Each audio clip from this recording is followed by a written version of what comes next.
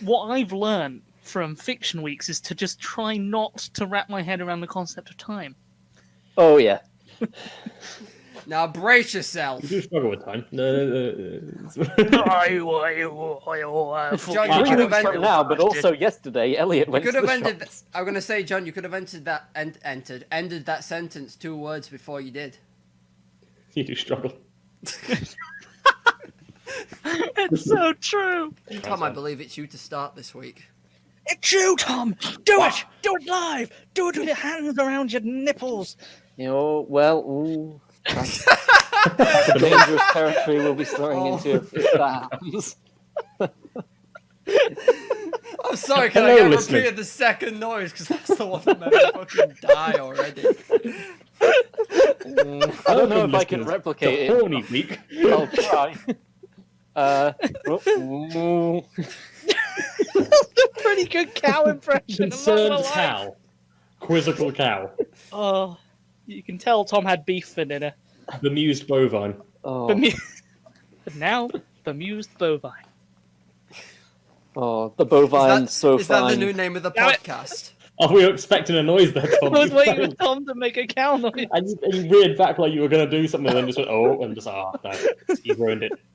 Now the children will have to go to bed sad. Fact versus fiction. Does he like Judas? Tonight, Matthew, I'm going to be the Zodiac Killer. You've got the shovel. Go on, Trooper. Child abandonment is a fun plot device. Back away, I've got a circle of sin and I'm not afraid to use it.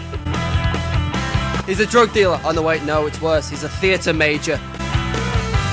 It's not awful so far. Hello, and welcome to another episode of Fact versus Fiction. Well, The we only endorse podcast- Birmingham. The only, the only podcast where it's sometimes fact, sometimes fict, and always fucked. Well, that's not fair. Sometimes it's, Let's think about just that. over the level. Sometimes it's a bit under is the it level. ever Sometimes fact? the level's fallen over and into a bin of acid that John's been collecting for unspecified cooking I don't related collect reasons. acid. Anyway, that's fine. But I just like the cold open there. It's going to end after to Birmingham. I have. And then just the intro's going to start. That's all it's going to be. That's awful. I love it. Oh, yeah, we've got an Anyway, doesn't intro matter. now that you've heard for the past 5 weeks, but we're only now just endorsing.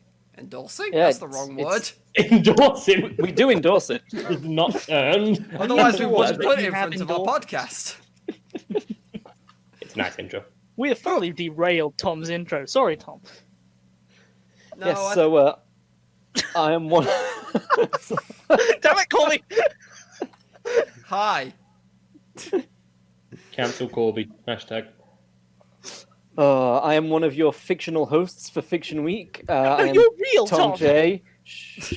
Joining me is my other fictional co-host, Tom Corby. And joining us are our Okay. factual spectators, Matt I'm not gonna. Why is happening? Why is And- happening? John. Hello. I don't know why me and Matt get to speak. I think because Corby interrupted him, but he's now banished. You were look. You were just saying cancel Corby 5 minutes ago. So We Yes. can't cancel him, John. Fucking hell. John. John. We can't All right, cancel him, John. He's our editor. John Look at him. Nodding mildly. Sorry. This is a great start. I'm gonna say, well, First- that was an opening. It's happened, and the people from Bath are really unfazed. I was going to say I'm washed. I'm sure that's true. It's just a horrific irony that the people of Bath are unwashed.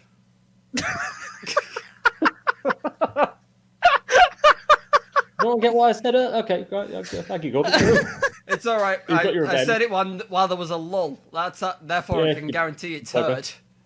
Just before we get onto the hypothetical, do you know what's fucked about the Roman baths in Bath? They have a little ammonia life form in them that will, if you drink the water, will devour your brain, and it's not curable. Oh, is it Prion? Oh yeah, prion. Yeah, Yeah, that'll do. there's Wow. no cure for it. So don't go to bathe in the Roman baths. Oh, Or they should drink do it. something Just about that. don't I'm go going to there. say, just don't drink Just it. don't go to Bath. To the silly Sorry, place. Matt. I know you paid me for this endorsement, but it went wrong. I'm sorry. It's- I know you wanted me as a public health warning, but I've screwed it. I think the brain fungus devouring thing's already gotten to Matt. Well, Yeah, you know, they sent him shit complimentary happens. bottles. On a side note, if anyone wants any of my new bottled water, yeah, I can send it over. Matt, are you endorsing your own brand of Gamer Girl water now? I was actually making a joke that the fungus has got control of me and I was giving out the fungal bath water, but sure, people buy that shit. Podcaster water. If you listen closely, It's water you can hear it only like listen You to. can hear the podcast in the water. It's like a seashell. Yeah.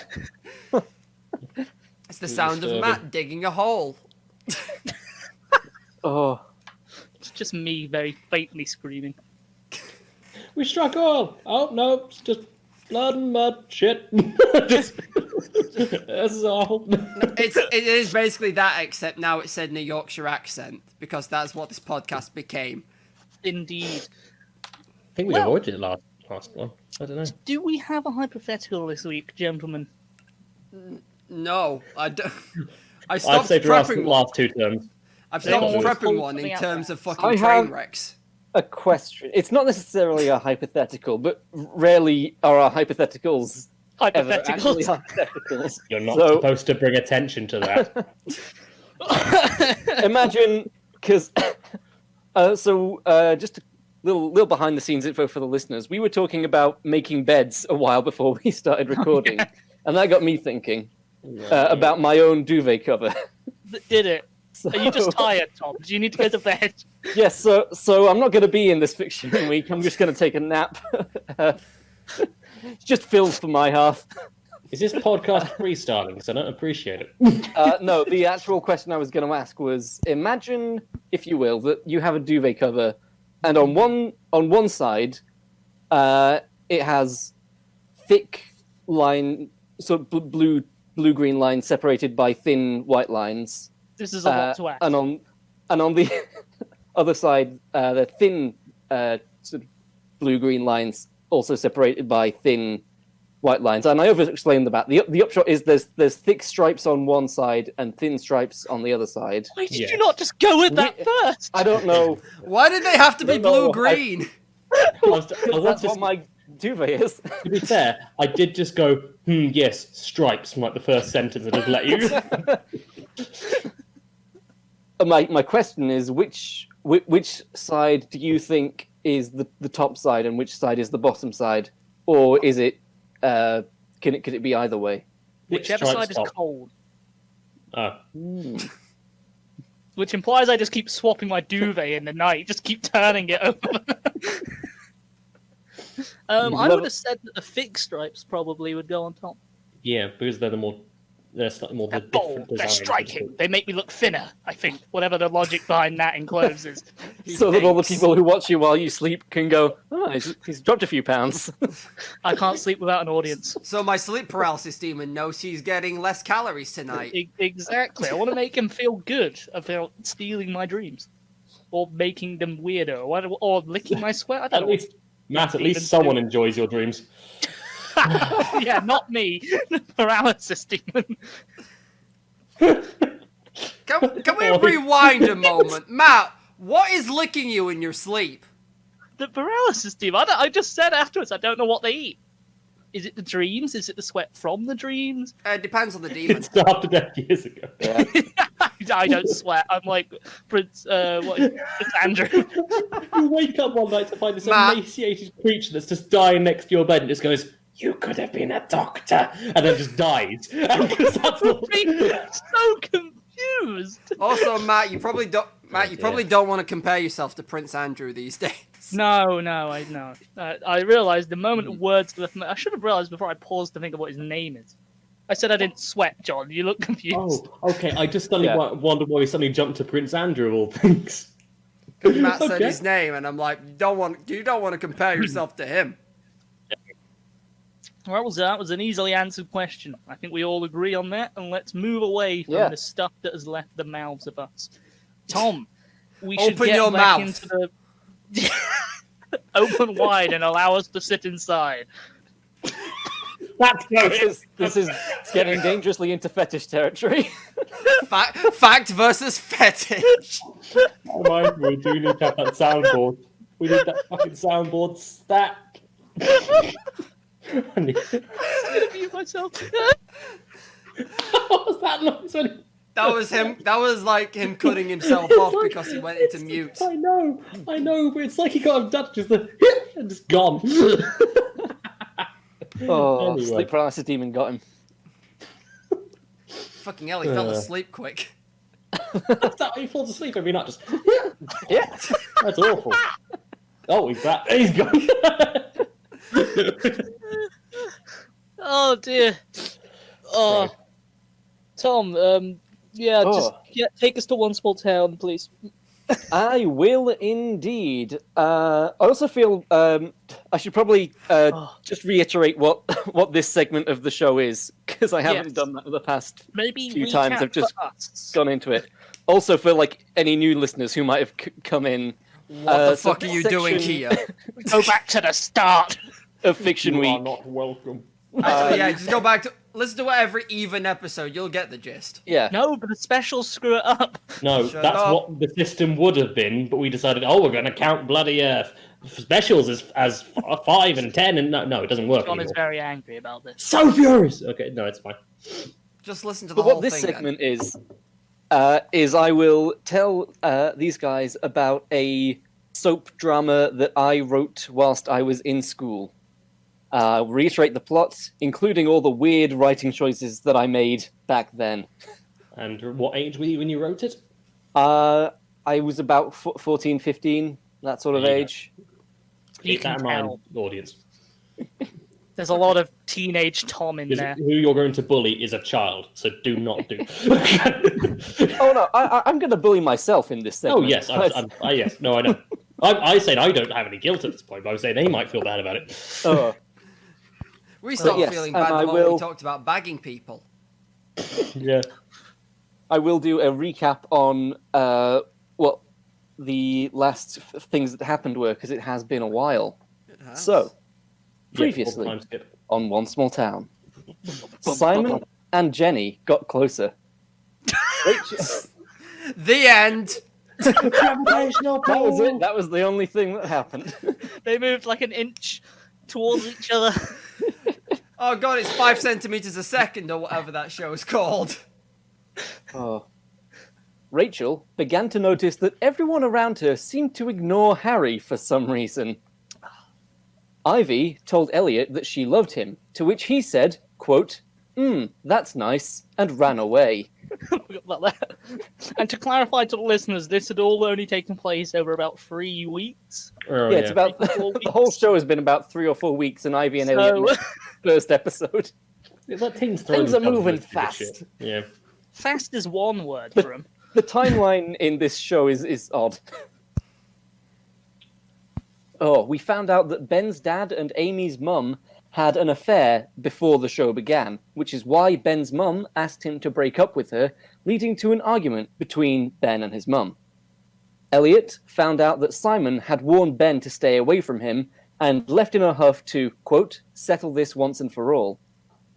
And Drake managed to steal Ben's phone while he was out looking for a lost dog. At the end of the episode, he found said dog and ran the pet shop, attempting to sell the dog to them for monetary gain. He is the Can I just reiterate, because that's just reminded me how fucking angry I was at Ben.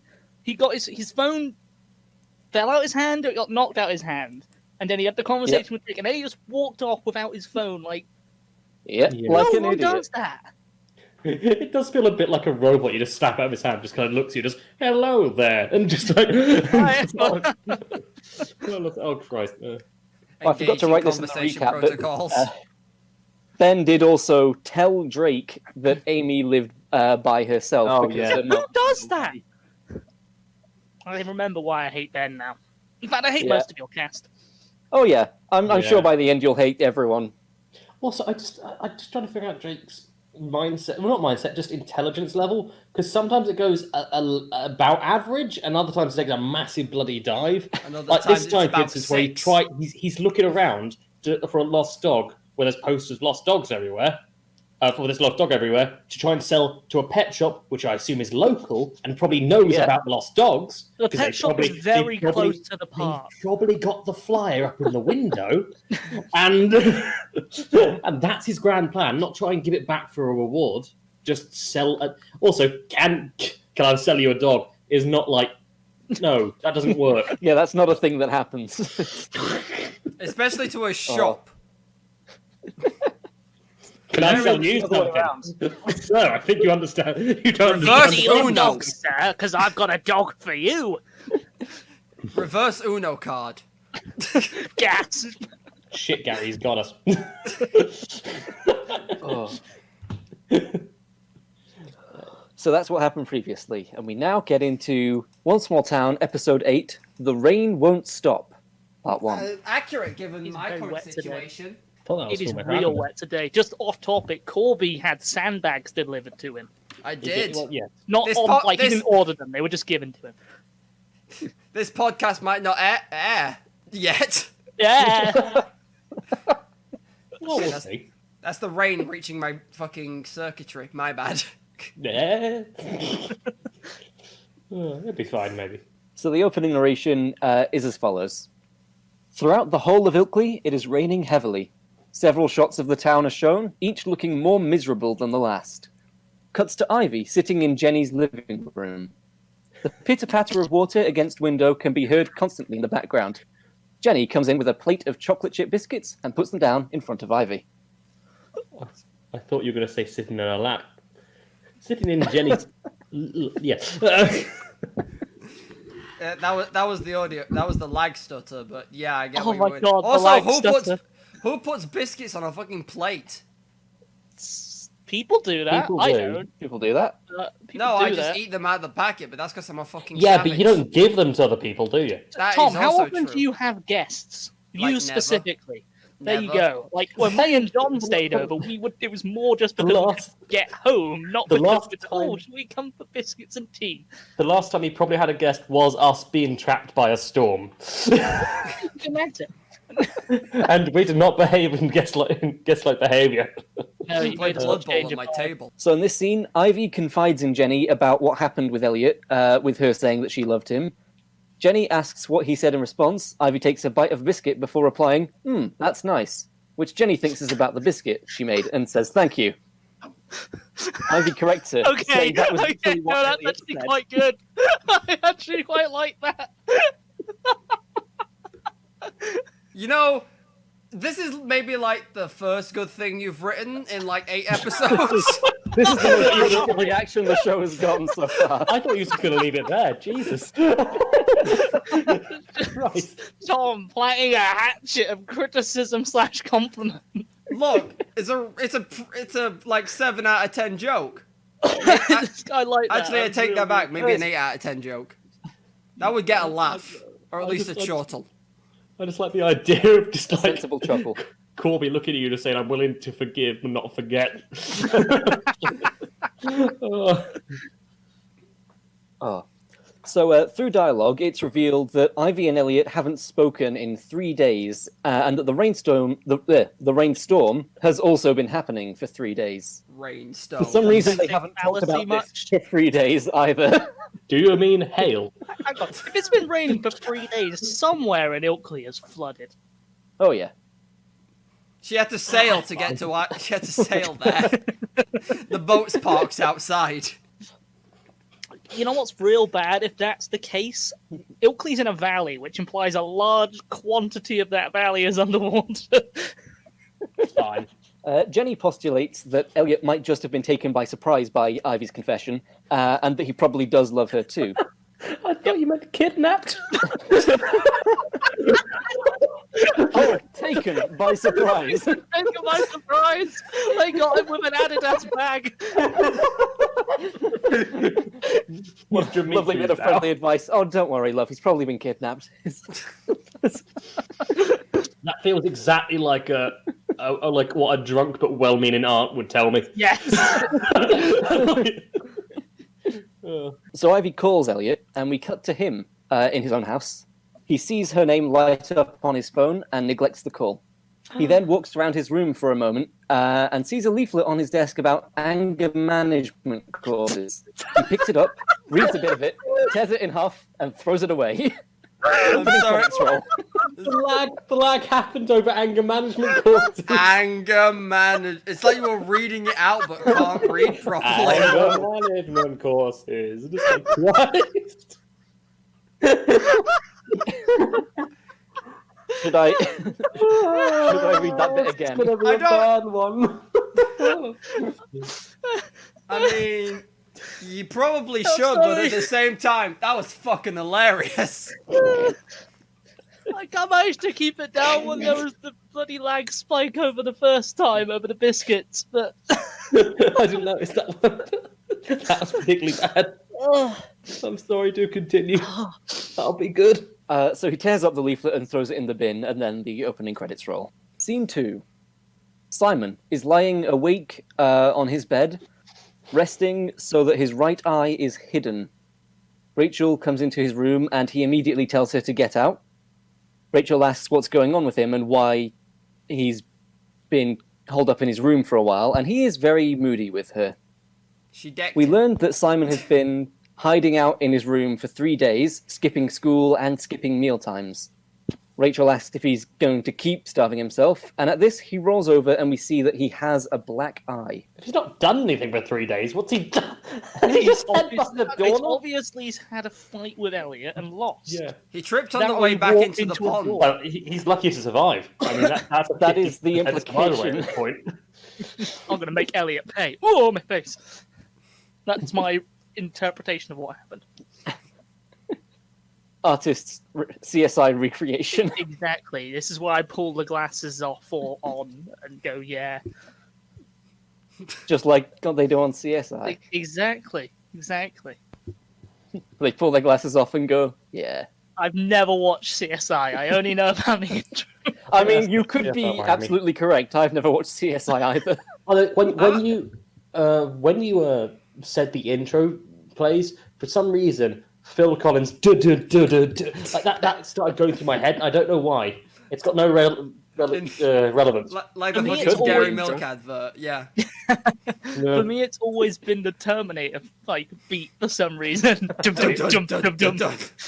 This is Dum, this is dum, good dum. to try and, it's good to try and figure out the psychology of this. Anyway, it doesn't matter. So Rachel sees the black eye then and is shocked and asks what happened to him. He says he tripped and fell on a fence post. He also says he doesn't see why she would care, bemoaning that all his friends are off with their partners and he is left alone. Did anybody Rachel- else pause? Did anyone else when you say you tripped and fell on the fence post? Did anyone imagine him going face first onto said fence post and then have their brain go, "Oh no, he's definitely dead"? Yeah, just a very more violent hot fuzz is what I was thinking. But yeah, Christ, If not dead, he's lost an eye. yeah, that's gone through the back of his head in my mind. It's alright though, he's a Kelpie, so he's fine. Exactly. Harry Daniels failed the trip attack. That's fine. Yeah, this weird Irish guy tripped me up and tried to spike me on a fence post. It was But then I looked bizarre around for him and he Tuesday. wasn't there anymore, so... If I can eat a Kelpie's heart, I'll be real. Believe me, Rachel, that's all I need. Why does Matt sound like a pirate? I might have gone into this. I promise you. I'm from Belfast. I'm a pirate. I'm back. Never mind. Just move on. So Rachel asks him about Jenny, noting that they seem to be getting closer the other day. But Simon's mood does not improve and he keeps snapping at Rachel until she leaves. After she's gone, this scene gets a little dark, and I just want to say, if anyone listening might be uncomfortable with self-harm or implied self-harm, maybe press mute for a little bit. Do we need the warning? Okay, so here's your content warning. If you don't like this kind of stuff, you should probably skip forward to about 25 minutes and 15 seconds. Yeah, assuming this audio clip is not any longer than it needs to be. So Rachel leaves Simon's room. Simon gets up, sees a pair of scissors open on his desk. He slowly goes over to them, picks them up. He looks at the scissors, then at his wrist, then at the scissors again. He slowly places one of the blades onto the skin of his wrist, and then quickly pulls them away, scared. He throws the scissors down onto the floor. He then climbs back into his bed and pulls the covers up over his head. That is the end of that scene, and the end of the caution warning. Yeah. Suddenly, things got very dark. So how's about that Drake? Scene Is 3. he doing something wacky? The Adventures of Drake and the Dog. The Adventures of Drake and Dog. And tension's gone out the fucking window, boys. Oh. The hat's on We won't actually backwards catch now. up with Drake and the Dog until part 2. But scene 3, we catch up with Ben and Elliot. They are hanging out at Elliot's house, and we find out that Ben has been crashing at Elliot's house since having a big fight with his mum. Is Elliot's dad and mum okay with this? Elliot's Presumably. dad's in prison, so... Better be. Isn't Elliot the one... No, wait, never mind. I was going to say, isn't Elliot the one whose dad's in prison? No, it's the other... Oh, no. And no, Elliot that's doesn't have a gun anymore. He can just do a very good impression. He cocks his middle finger back. He's got a Nerf gun. It's that thing where you, like, pretend to point the finger gun and then you swear at someone. Yeah, but it's a bit more advanced. In this case, it's finger M1 Abrams. Sorry. I saw the spit leave your mouth then, John. It was my brain going, the fuck are you saying? Yeah, it wasn't good. You sound like Matt, you moron. So Ben... Me. No. No. Look, Pat, you dug your own grave, but you forgot to use a shovel, is all we're saying. It's alright, Matt, if I think you're cool. Oh, thanks. Stood there digging his own grave like the beast of Bray Road, palms upwards. Why doesn't this work? This is the most efficient way of doing this. Tried to step on his own hand like it was a shovel to put it into the dirt. Just like stepping on his wrist to get it off. God. Yeah, we've really lost that tension 5 minutes ago. Anyway, continue. Oh, dear. So Ben is talking to Elliot, and he says that he feels very bad about the fight that he and his mum had. And Elliot throws a stress ball at his head, and then says that he knows something that will cheer him up. Just for clarification, how long has Ben been on Elliot's couch? 3 days. It's taken him 3 days to feel bad about an argument. Yeah. So, yeah, this is another thing about the timeline being funny. 3 days have passed, but only now are the characters talking about things that happened in previous episodes. And Ben's mum at no point has gone round to presumably his only 2 friends' houses and asked if her son is there because she's also worried. Nah. That these people are has fucked. darker implications than you think it does. That's real bad. It could be that, or she could just know her son's a drama queen. You don't know. Well, that's maybe it's happened before. Could be. Maybe she's this having is an affair a and is soap. too busy. Mom, I'm leaving Ireland and you can't stop me. It was better not. It's too many people have been to Ireland. Exactly 2. Anyway, Literally only... Too many people have been to Ireland. Exactly Actually, a few 2. people have been to... Actually, no. but Yeah, technically one. Ben's mum There's one and dad. thing. Also, Amy and her mum went on holiday True. there before the show began. That's true. And then Amy and affairs Woman. happened everywhere. And now we're Yeah, here. and Harry doesn't exist, but I guess he is from Ireland. Wait, does Ireland just make you super horny? Is that what we're taking away from this podcast? Have you met the Irish? Yeah, No. yes. I will. Anyway, Tom. I will. Count on it. Oh, Will. I fucking will. Oh. So, Elliot says he knows something that will cheer Ben up, and when we then cut to Ben and Elliot walking on the moor, still in the pouring rain, up near Backstone Beck, which is a small stream that runs down Ilkley Moor. And Does there, Elliot- where a small bridge cross it. Does Elliot know that walking in the rain makes Ben feel better, or has he just assumed that Ben will feel better by making him wet? Elliot's Is he just trying to depress him? Has he got a boombox that's going to start playing "You Can't Play on Broken Strings"? What the hell is going on here? Elliot's like, yeah, I tested this. I killed a man, but now I come out here for walks on a daily, and I feel great. I genuinely was going to say, I've got something that'll make you better. Murder. Ben does ask Elliot why he thought a muddy walk on the moors in the rain would cheer him up. Good. It's a modicum Elliot's of common response to sense. this It's just like some Robin is to say, "Are you telling me you've forgotten where we are and what this is?" Ben remembers something, and then follows shit, Elliot the under stone! the bridge. baby. So what's going on here is we find out that these two and Simon used to come here a lot back when they were all friends in primary school, and hang out under the bridge. And Ben removes a rock covering up a secret sweet stash, a hole full of sweets, each one labelled either Ben, Simon, Oh my or god, Elliot. they must be so bad. Those are going to be so fucking awful. Would not recommend eating those now. Also, when you said they hang out and stuff under the bridge, I definitely did picture 3 homeless guys. The best part is when I was imagining you say, oh, they used to hang out here, my brain suddenly just warped into that Scooby-Doo montage in the second movie where it's all of them playing Frisbee. What a reference. It's so weirdly specific. I don't know why my brain did that. I'm going to say that is one hell of a reference to pull out your ass. I'm full of strange... One hell of a ultimately reference to pointless the best references. movie ever made. Oh, I don't know. I like the first one a lot. Ben notes that they must have kept labelling sweets for him even after he left for Ireland. And Elliot says, "Guess we always knew you'd come back one day." It's really Elliot sweet. asks Ben if he's going to have his sweets now. Eat them!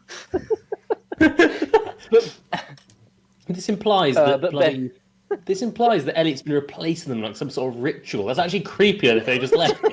You know what I mean? He just comes up here and just swaps them out and January relabels. 22nd. Is this the episodes with all the unintentional creepiness? Like, these sweets aren't edible, are they?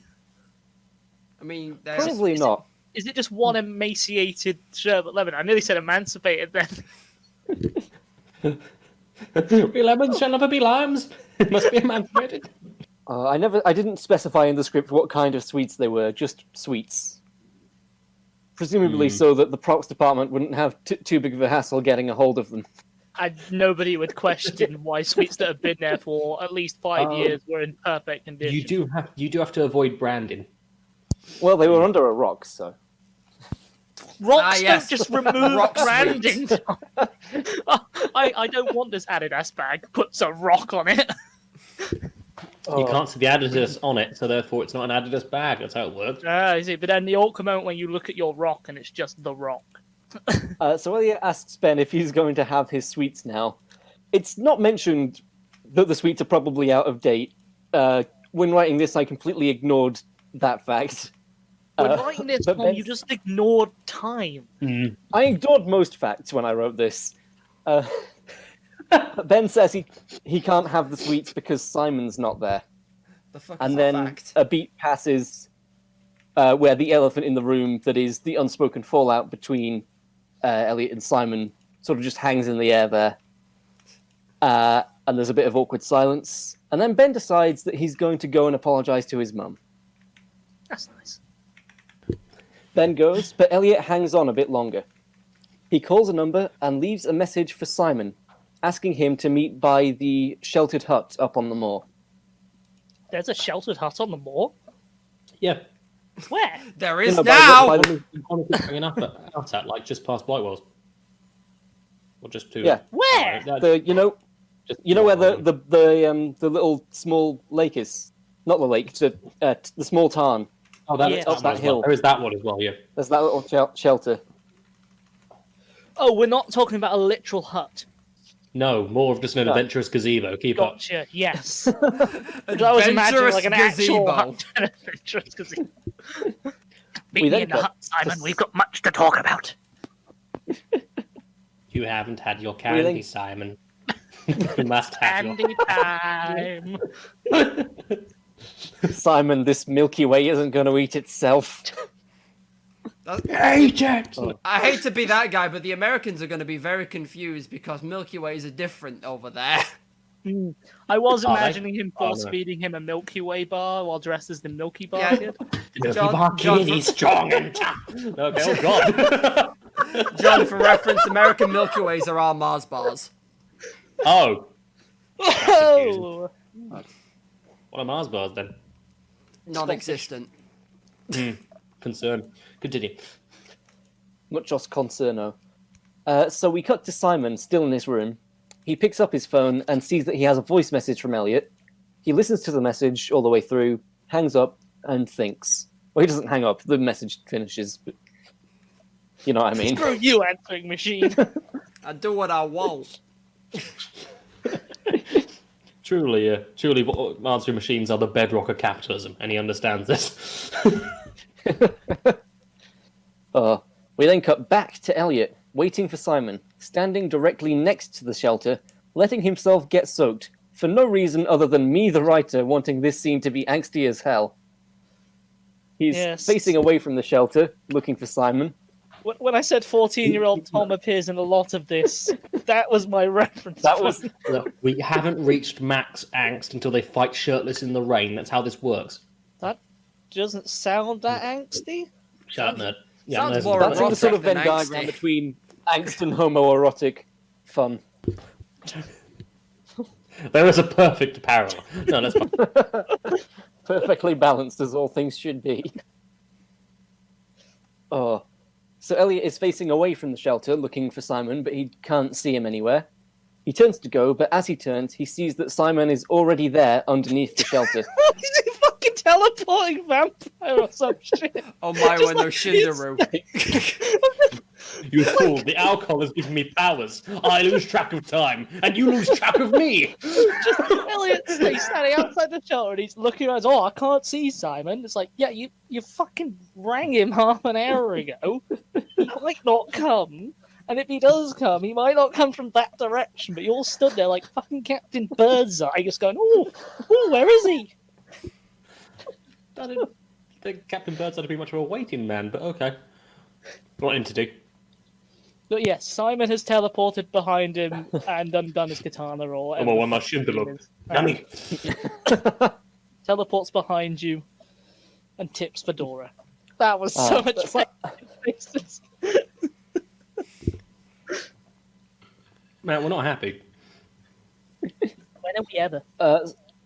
Simon Too does ask much? Elliot why he's standing out in the rain, but Elliot doesn't answer. He just says, "You came."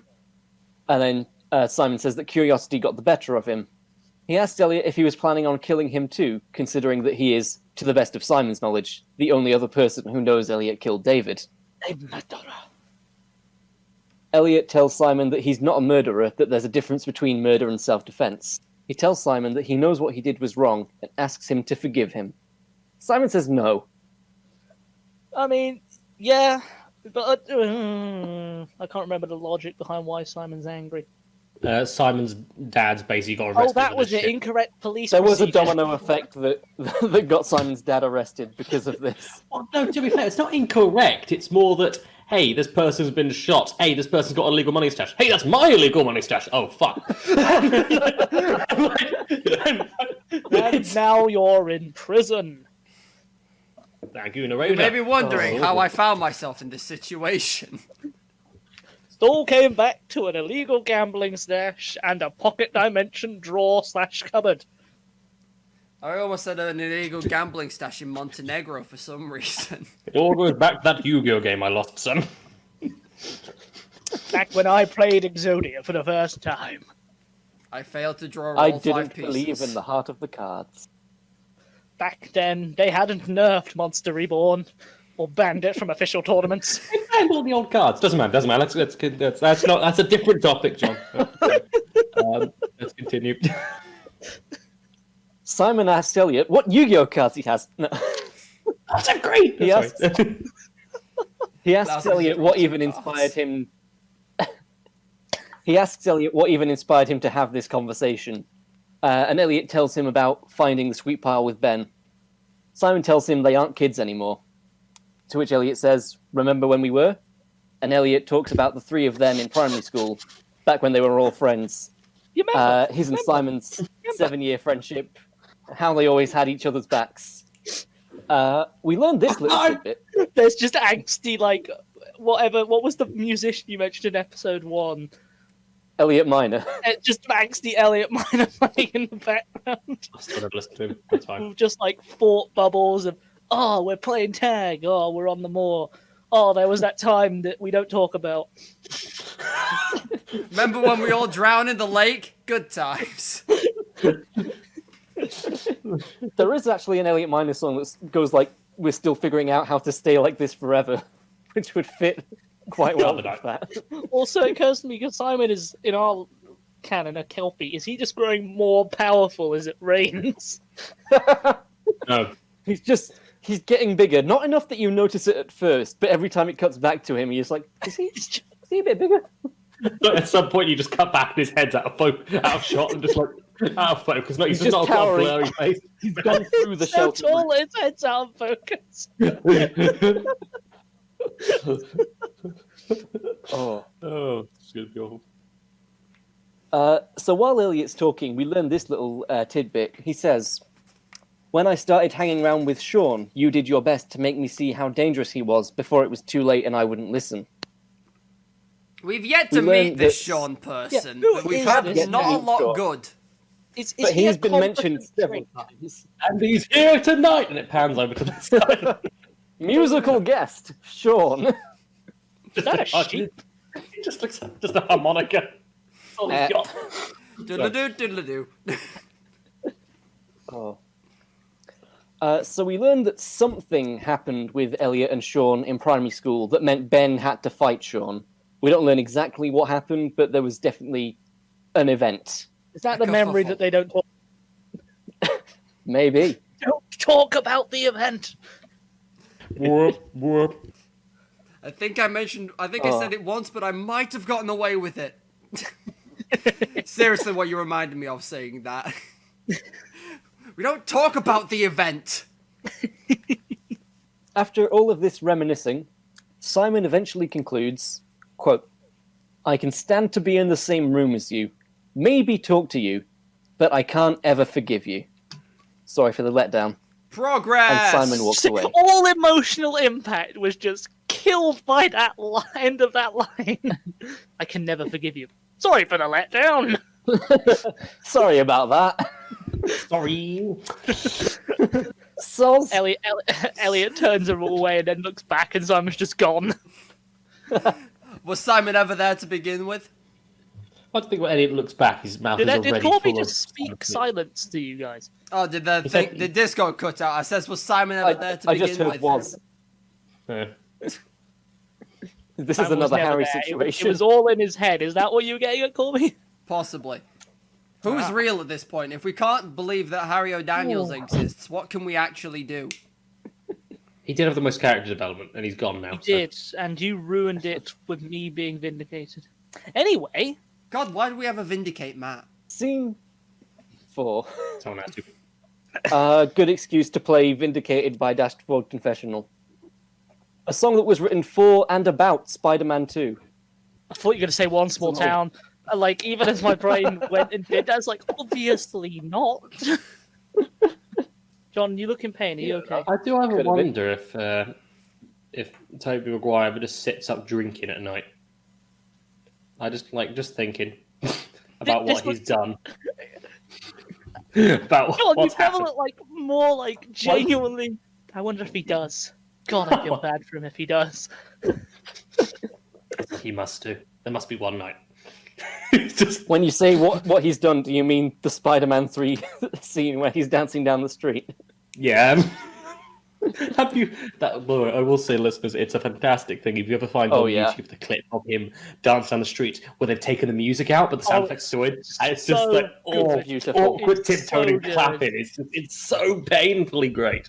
Scene 4. Mike Ethan is in his room, looking out the window at the rain. Is that it? It sounded like That Matt was whole going to scene. say something. At least you're not my father, right? You'll understand me. Why did I pick this accent? Oh, If only so I he could looks at get his out, calendar. but the doors have been flex taped shut. Forgot about that meme. Forgot about it. I didn't. It appears there's a hole in your relationship. Flex tape can fix that. I forgot we made up the fact his mum's just entirely flex tape at this point. Oh. So he looks to his calendar, which is marked with first school football match. He looks back to the rain, sighs, and starts unpacking his football kit. He calls Ben and leaves a message to let him know that if the rain keeps up, the match will be cancelled. Does he know it will be cancelled, or is he assuming? To be fair, matches If the do rain get rained keeps off up- fairly often. If the rain keeps it up, or rain, if you keep up what you're meant to be doing. We're gonna get He's supposed wet. to be doing the keepy up. He's not you. I mean, the rain has it's It's a been pretty heavy rain. powerful to have rained 3 days straight. Yeah, they probably would have cancelled this, but great, yeah, it's fine. Do it. The football field is almost certainly submerged. Oh, yeah. If it's the Oakley one, it's Nice the first game thing to go. We're gonna play water That's polo the instead. elderly. It is right by the river. Water polo, yes! Get me my seahorse! Galloping! We lost 5 children that way. He then gets a call from Jenny, who asks him to come over and help her with her history coursework. He tells her that he's no good at history and he stopped taking it for a reason, but agrees to come over and help her out anyway. I'll At bring my Jenny's, Mike Sabaton Ethan- albums. Like, to be fair, like him and Jenny are friends. Like, Yeah. he's just like, I'm not good at history, but I'll come and hang out. Oh, so at Jenny's, Mike Ethan enters her room, and they have some friendly back and forth banter. And Jenny confesses that she hasn't written a single word for her coursework, and it's due tomorrow. Mike Ethan suggests finding some useful websites, and Jenny tells him that she was on a good one earlier, and asks him to check her laptop's internet history. These two have a very trusting friendship. What the fuck? This is bad. This feels like she's like I she's trying feel to like trap him. this is entrapment, right? This feels like entrapment. He's Don't gonna do lean- it, Mike. He's You wanna going to kill lean the over a characters. laptop, and you don't see, but she's got like an Adidas backpack behind her. She's ready. No. It's a nondescript backpack because there's a stone on it. Or a rock, whatever it fucking Sad Adidas at this point. savage. The dick's Been out in the rain the too other long. way up, so it looks like a sad face instead. Anyway, Oh. Well, I don't think Mike look at my Ethan history. starts strolling down, and if you look in the Discord chat, you'll see that he finds Yowie? Angry Birds Online, Oh as well as my Tetris god, that is and a bunch of terrible other reference. online games. Angry Birds was popular at the time of writing. This was Yeah, a, it was. a Angry topical Birds reference. Online, or was it on the phone? It was on phone, but you could get an online version, I'm pretty sure. Like a flash game. Okay, I think I found it. Hang on. Oh no, here we go. Don't play it. Here's where Mike gets sucked into the laptop. It's like Jumanji. I'm gonna do an You've got to internet. live in the you've got to live in the history coursework for 20 years, and you'll You come said out you and wanted you'll to be learn Robin how to Williams. surf the net, Mike. I like Well, I the hope thought. you brought your board. I just like the idea of her just looking at where the laptop was, looking where Mike Ethan was. Just like, oh shit, I trommed him. Just, Oh. Anyway. He just looks to the back Uh, corner, and the suits they wear in Tron is one of those is there. He's like, oh fuck, I didn't give him the suit. Oh, he's gonna like such a nerd. Doesn't- So Jenny clearly got distracted while she was meant to be doing work. But then Mike Ethan keeps scrolling down and finds a bunch of websites all related to the effects of illegal drugs. When he questions Jenny about that, she gets up very fast, says, "Don't look at that," slams the laptop shut and says, "That's for science." Yeah. Mike, There's nothing know- better you know, that than the could have argument been- of for science. It could have been convincing had she not fucked up the delivery. Yeah, she just said, Oh. "Oh, it's for biochemistry." Oh, that. Why? Did you take the class? Have you forgotten the homework? And just made him shit himself in panic, and that's fine. well, Mike Ethan does say that he might have believed her if she hadn't just acted so weird about it. He asks her what's going on, if she's taking drugs, and eventually Jenny tells him her suspicions about Rachel. Huh. That she saw Rachel taking drugs on the night of the party, and is fairly sure that as a result, Rachel has begun to hallucinate her boyfriend, Harry O'Daniels. Thank God somebody's I've just put- actually picked up on it. Put Jenny's deduction in the chat. My favourite line from this is, I think that the drugs she took have somehow made her schizophrenic. That's all not the how explanation drugs we work. need. No, but Tom didn't know that either at the time. That's up there with Rise of Skywalker. Somehow Palpatine has returned. Spoilers, by the way. Somehow. She's seeing her boyfriend, but no one else is. He's a figment of our imagination, and she doesn't know. Wait, were we doing a table reading? No, I was reading that out because obviously otherwise we're just staring at a paragraph and people don't know what the hell we're looking at unless they're at YouTube. Hey, even then, half-time the scripts don't make it in. That'll be fine. What? What have you done? No, it's fine. Damn Anyway. you, Corby! Oh. After telling him this, Mike Ethan comments, it suddenly makes a lot more sense why Jenny suddenly got a lot more interested in Rachel's life than she was before. Jenny also says it feels good to get it off her chest. And Mike Ethan advises that it might feel better if she got it off her chest to Rachel herself. Jenny says that anytime she tries to talk to her, Rachel blanks her, but Mike Ethan says she should try and find a way to tell her face to face. And that is the end of scene 4, and the end of this part. We will continue episode 8 in a fortnight. Oh my, that's not gonna work. I meant like by that In I the mean next like the fiction plan. week. I wasn't sure where you were going with that. He's like, oh, that won't work. This next the fortnight isn't happening. Confrontation never works out. Confrontation won't work. Oh, right. Yeah, I thought you meant the timing thing because you'd be underwater. Yeah, we all thought you meant the podcast schedule. I have something to tell you guys. The world I'm is dead. ending next week. Yeah, there. It's where we start transitioning into that end game where the only pieces of media left are this podcast, Blackadder, and Neon Genesis Evangelion. Which is quite a collection, I think we'll agree. If there's like By a proxy, snippet One of Small Town also exists. if through there's a this snippet, podcast. if there's a tiny snippet of Attenborough documentary, maybe a Terry Pratchett book, I'm in. We only That have bit them on about Audible. the All the original books are dead, but we've got Audible.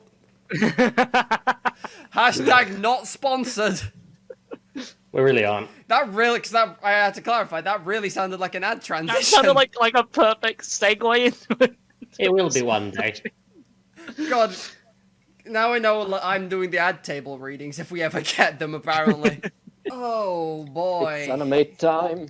It really is. No, I'll be upfront about this one. This I didn't realize, but this is gonna turn into this is gonna segue into a big fucking ad for my channel. Oh, That's good because you never do ads for this, do you? No, I had to add this over there instead, but I'm doing a reverse Uno today. It's that kind of day. is that the second Uno reference? Yeah, does. shut up. Listen, there's always room for an Uno The reference. only board game that floats. You have Uno. It came free with your Xbox. Board game. Tabletop fucking doesn't matter. I like how you picked up on board game and not the fact that it floats. You hold the cards. They don't touch the floor. It can be a board game if you count that bullshit like Uno flippy device. The wild bullshit cards that don't beats just up change colours. They change liquid, element. They change reality. reality, elements, existence. So you play reverse Uno and time flows in the opposite direction. Oh God, I'm getting On the, younger. on the plus side, it instantly stops because it only goes to the point where you actually put down the reverse Uno card. That's true. So are we saying that Benjamin Button was caught out in an accidental reverse Uno trap that never got reversed? Can I splice this into the start of the episode as opposed to the actual Yeah. hypothetical we had? Yes. Anywho, Yeah. Boy. Yes. As I said, this week is a big ad for my YouTube channel because I'm going to talk about Higurashi. Oh my God. I don't know what this is. That's the thing you're doing on your YouTube channel at the moment. What? Tom has a YouTube channel? I do. Where I used to play games and now I read visual novels. This is one of them. I'm still on the That smile looks so full of pain. I don't know why. What, mine? When you said Harry visual novels, the grin was To be fair, the only visual novels I've finished are the 2 Steins Gate ones, and I've started this one, so no wonder I'm full of pain. I keep on when you hear Higurashi. The only thing I can think of that starts with HIG or something like that is that one volleyball anime. That's Haikyuu. There's only one. There you go, that one. Surely That there's is more not than one HIG. volleyball. It's Japanese. I just don't care. Higgledy-piggledy volleyball. Here we go. That's the war cry of the. That's the full title to Haikyuu. Tom, never ever be a commentator. What? Anything. Anyway, as I was saying, as of recording this episode of the podcast, I'm still technically on chapter 1, and I don't know where the anime or anything actually covers in terms of the chapters for Higurashi, because there's a lot of them on Steam, if you want to give that a Google. There's at least 8 main ones, and about 4 answer chapters. Did you just go, oh god, their eyes? Yes. To be fair, there's also a mod which I was going to say fixes a lot of the old artwork. That's a really rude term to use. It enhances the original artwork, which I don't know if is much better. It remasters it, it builds on what the previous artist did. I mean, but it's just a mod. Oh god, they used to look like that, didn't they? Oh, I'm glad they made them look... I'm going to say because... Ah! Yeah, This is nice. So I should probably, as John's just put on the Discord, I should probably go over these characters.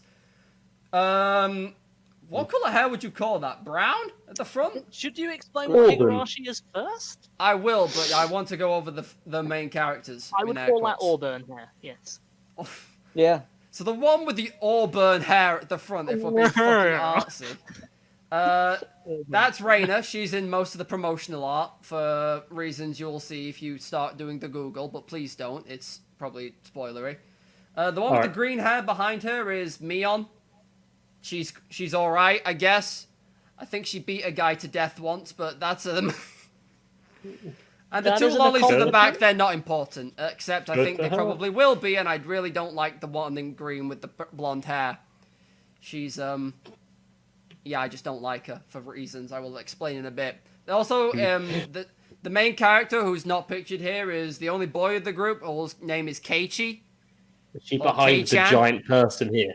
Because now I look at that, the perspective in that picture is screwed. We just have a giant girl in front of her.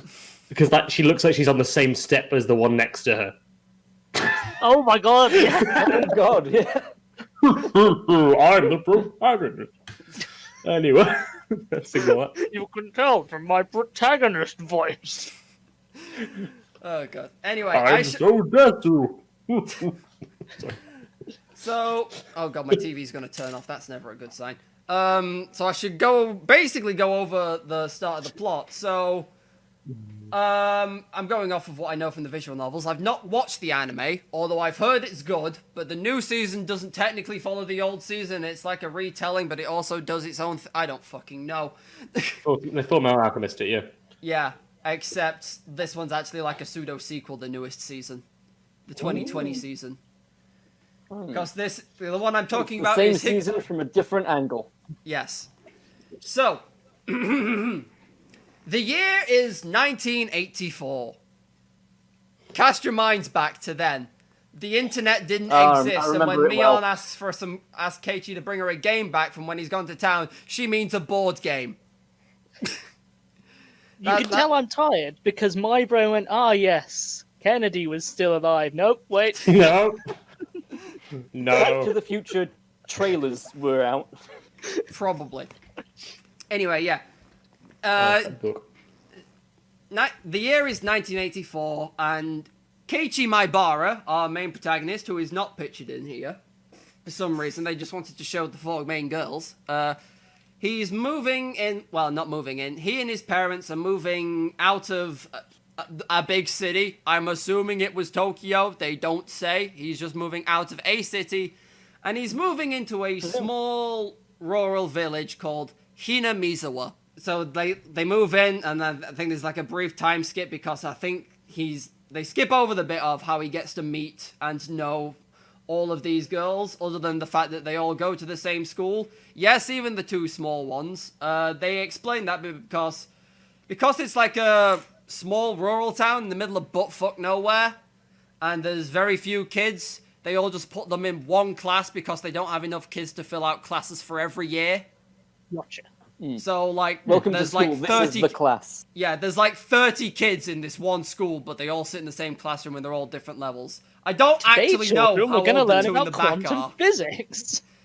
As I say, I don't actually know how old the two in the back are. I just know, yeah, they are younger than our main trio. They are small. Yeah. They're very small. They're actually on the same level as the other two, but they're floating up in the air. Don't bring possession into this yet, Tom. So. Yet. Oh yeah, it's shit's fucked.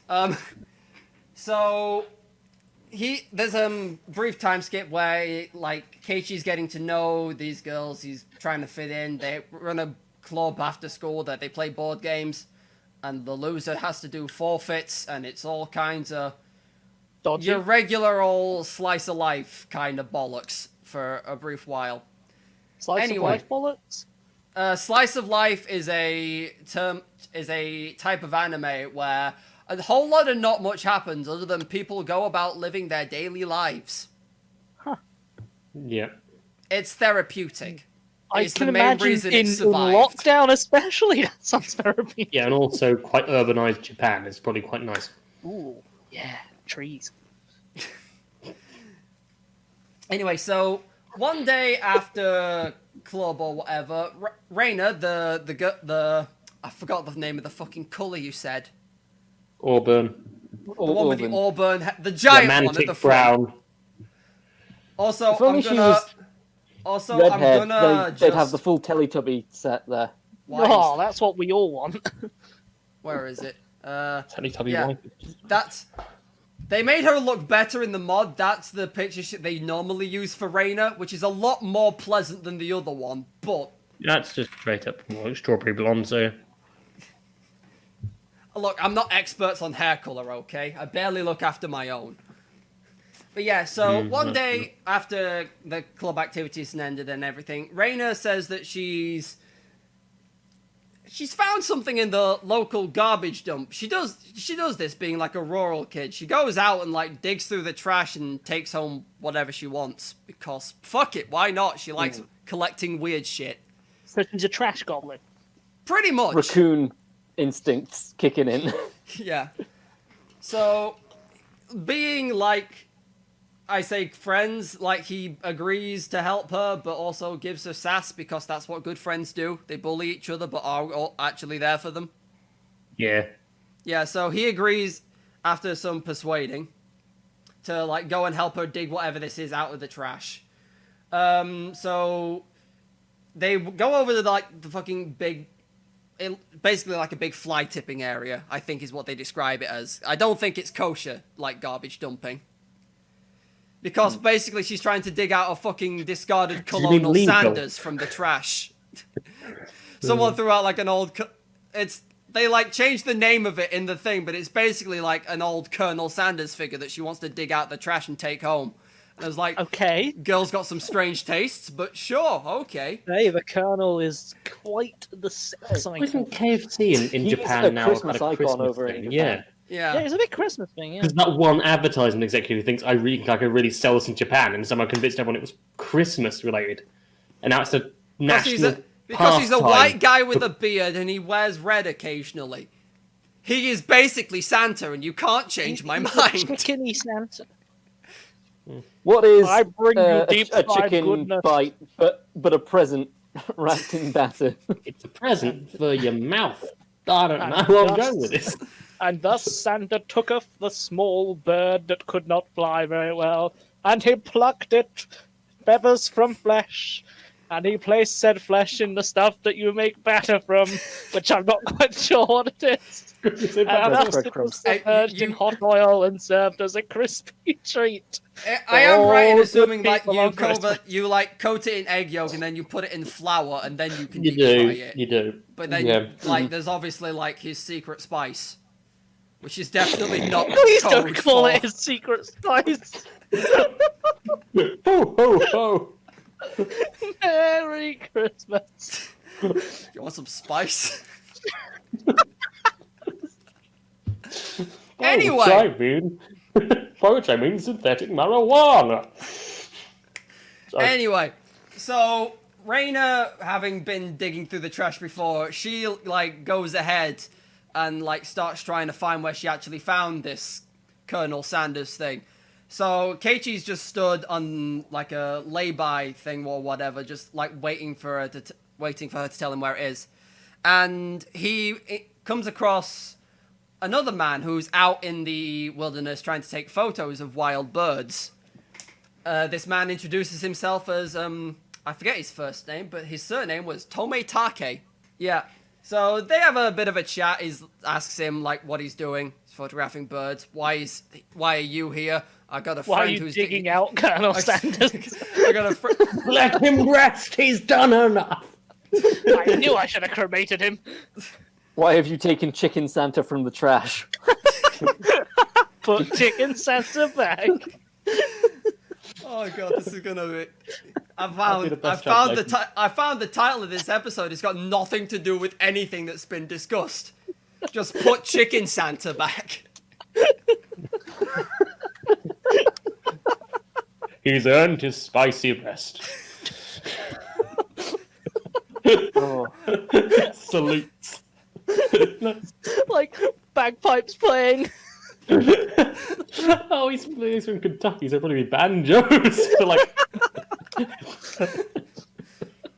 But yeah, so as I say, Tomitake-san asks Keiichi what he's doing out here, and he's like, just fucking disposing. Me and my friend just out here disposing her body, like a joke kind of thing.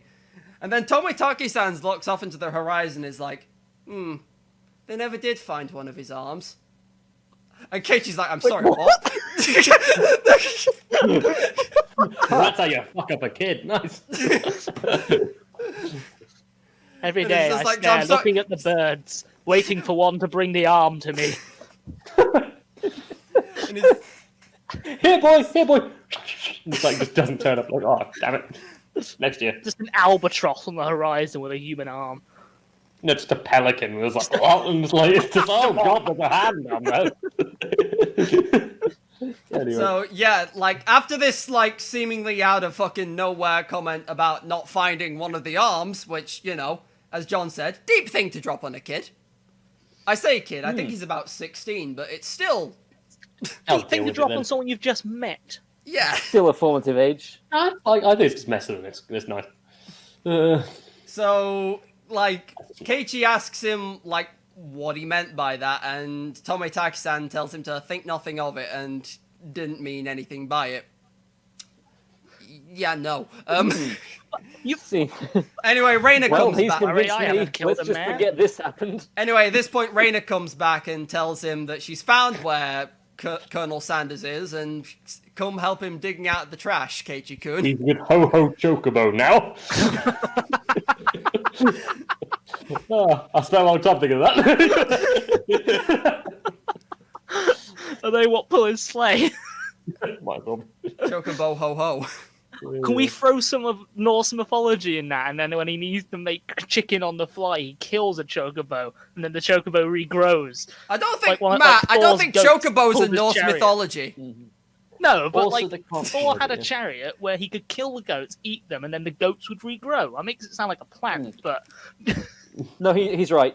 Unless you ate the marrow of the goat bones, exactly, not supposed to do that. it's a big no-no.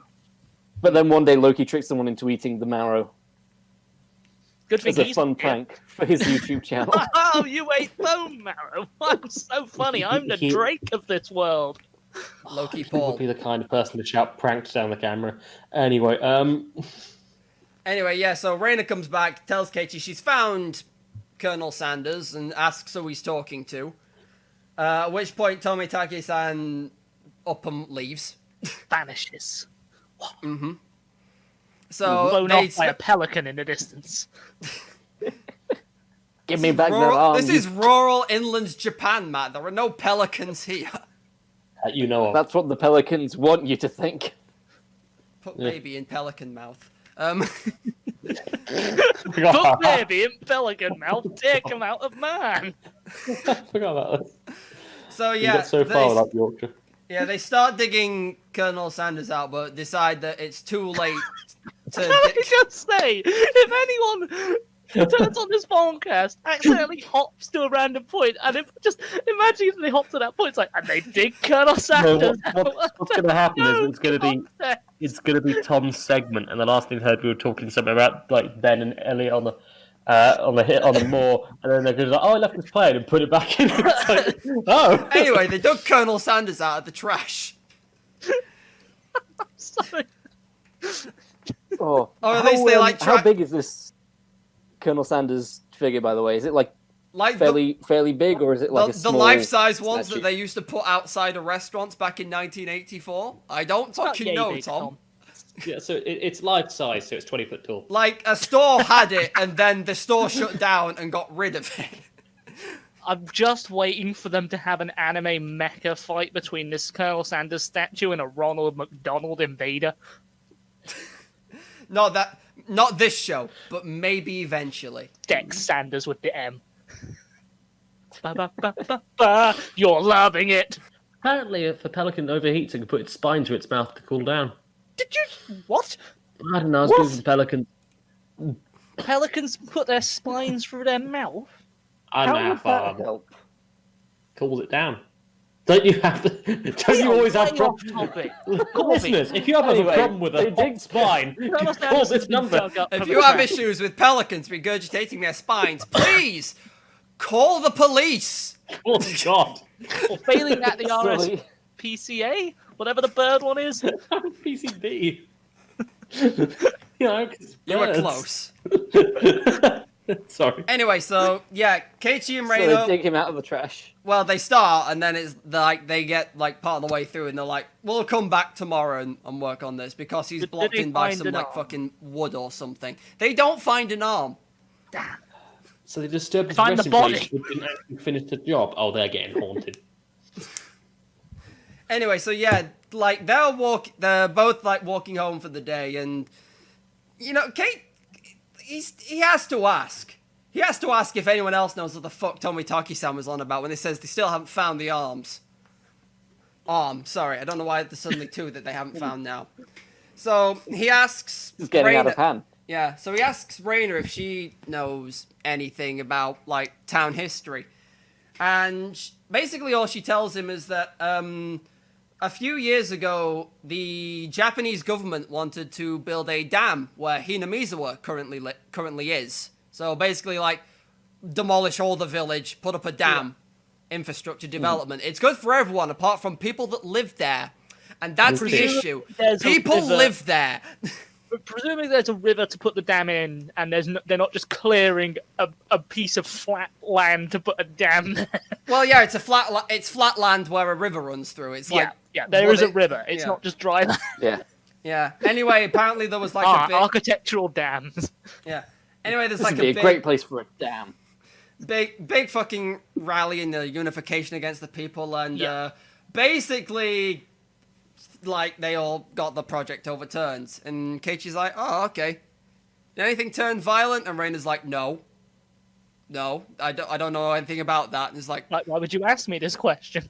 "Yeah, pretty much." He's like, "No, don't know anything about violence." He's like, okay, I'll believe you for now." Anyway, so yeah. Anyway, so when he next day he like goes to school, and the other three, they do like club activities. It's all fun and games, quite literally. They play some form of card game, and then they eventually play Cluedo. I don't know. Did they play Uno? No, Uno out going in into 1984? Cluedo. I don't know, but yeah, there were. Actually, no, the Cluedo part comes later because it's a development. So they tried to solve the murder with Cluedo. No. So, Looks like yeah, it's so just a he's power basically kill to the death. That's clue for Americans. yeah. So he and Mion are walking home because I think Raina had to go do something else that day. Is me or on the had- green-haired one? Yes, the green-haired one that is the. I didn't get a good picture of Mion. My bad. You'll have to deal with that horrific side-on portrait. But yeah, so he basically asks Mion the same thing, and she basically gives him a little bit more detail. About, there was a group of people rallied together to, like, protest there. She was one of them, or at least, like, her family were heavily involved with the rallying against the government. I think she's, like, related to some of the village elders or something. I don't know. I'm spitballing at this point because I haven't read far enough into the damn book. All I know is that she's involved. She's involved. Right. And then he's like, Death of but an was arm. there anything violent? And she Intrigue. basically does the same thing as Rain, and she's like, no. Nothing violent But was happened. there violence? Nothing about Probably. someone losing an arm. She's like, no. Why do you even think that? Is no reason. That's a very specific question to ask. Colonel Mustard chopped off an arm in the study. Now he's bleeding all over Mrs. White. Who's now red. Quickly, light the candlestick, Professor. Now we don't know which one's the Who's Scarlet. Who's now Queen Crimson. Wait, what? Professor Plum has to light the candlesticks to exercise Colonel Mustard back No, to the Boer to War. cauterize. Oh, okay, right, okay. I missed that. Okay. John, me and you need to play Cluedo, because this version sounds way fucking better than the one I've played before. I always Is play Colonel. it To be just fair, I always the play Colonel. Exorcist mixed with Cluedo? Find out who's possessed. And the second half of the game is exercising. This is great. Oh god, actually. that's just Betrayal at House on the Hill, isn't it? Anyway. Oh, such a good game. Yeah, so few days pass. Keiichi and Reina go back to trying to retrieve Colonel Sanders. As I think I mentioned briefly, like they come to a point where like he was like barricaded in by some wood, so they needed like some fucking hatchet or something to cut him out of the thing. So Is he Reina stood just. upright? Because I've imagined him on his side this whole time. I'm assuming like because he's been like fucking thrown into the tip, he's just like laying down or something. And Yeah. somebody built a fence around him. Well, no, Yes. they've chucked wood over the top He's of been him. sent to Right, wood jail. gotcha. Yes. Matt, I don't Actually, know. well Thinking about constructed it. fence. Matt, these people are fly tipping. I don't think they give a shit how they dispose of their garbage. No, That's fair. he's not been buried, like, there's not an earth in Abu Simbel, it's fine. It's like the Easter Island heads. Yeah, on yeah, the they man just You get, all over you start again. finding the body underneath. God. yeah, as I say, they were just they just like got some other wood stuck over the top of him, so they just needed like a hatchet or something to go at. So Reina, just being the good girl that she is, just goes to the family, borrows the hatchet, and brings it Just back. borrowing the hatchet, Mum. I mean, you joke, but No, I'm Don't lose a taking this hat. finger. Okay. I promise Shout not. if you chop your leg off. I promise nothing. Anyway, while she's gone to Proven get that. this, Keiichi's just having a dig through the trash of his own, and he finds like some old newspaper clippings, some like old local newspaper clippings, and because there's like a bundle that because someone's obviously like kept them from over the years and just like just like, thrown them tossed all them out out, at like- once. Yeah, Like those classic like papers all tied up yeah. in like a So he's having a flick through some of them, and one of the headlines catches his eye. Something about a murder dismemberment that happened on the site of the dam construction. Oh my god. None before. A That murder. sounds like the kind of situation where Not someone ju- might have lost an arm. Yeah, not just a murder dismemberment. Yeah, so apparently the protesters killed one of the site foremen and cut him into 6 pieces. Something Head, tells me this torso, is arms, not and gonna be legs. slice of life for that much longer. No, it's gonna be Damn it. slice of More like something. slice of this dead guy. Whoa! Do you Yeah. want some ham on your sandwich? Don't, it's human flesh. I wonder That's where the good. fuck you were going with that. But yeah, so they basically give the rundown as he's reading this article. As so they organized this. They obviously confronted the site manager. It escalated into a bit of a fight, and then 6 people kind of beat him to death and dismembered him. Took him Yeah, as as you do. trophies? Or The guy that kind of headed up the like assault on the thing, he decided basically the dismemberment part was for everyone to take a piece and like hide it. So everyone's responsible, yeah. Yeah, so yeah, basically that was his reasoning. So he's like, we all just killed this man. No one's getting out of this. You're all taking a piece of this dead man and burying it. Anyway, 5 of them basically like gave into guilt and handed themselves into the police. And one of them is still out there, apparently. One with a literal hand. like a Nazi or whatever he's called. One of them's still out there, and the hand It's was never recovered. Birdman. It's not the Birdman. Damn. It's not Tomitake-san. It's the pelican then. It's the... Ah, yes, he was killed by 6 pelicans, Who officer. furiously tore him asunder with their beaks. What noise does a pelican make, to be honest? I've never actually Something bothered to look. horrifyingly boring. I'll splice it into the podcast if Just I remember. Pelican sounding. Just the most obnoxious one you can find. I'll find something. Okay.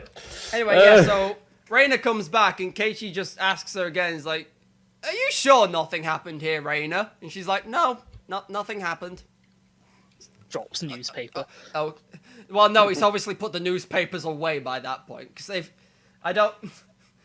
not to spoil what goes on later on, but if someone sees you looking at those newspapers around here, they ain't gonna like you very much.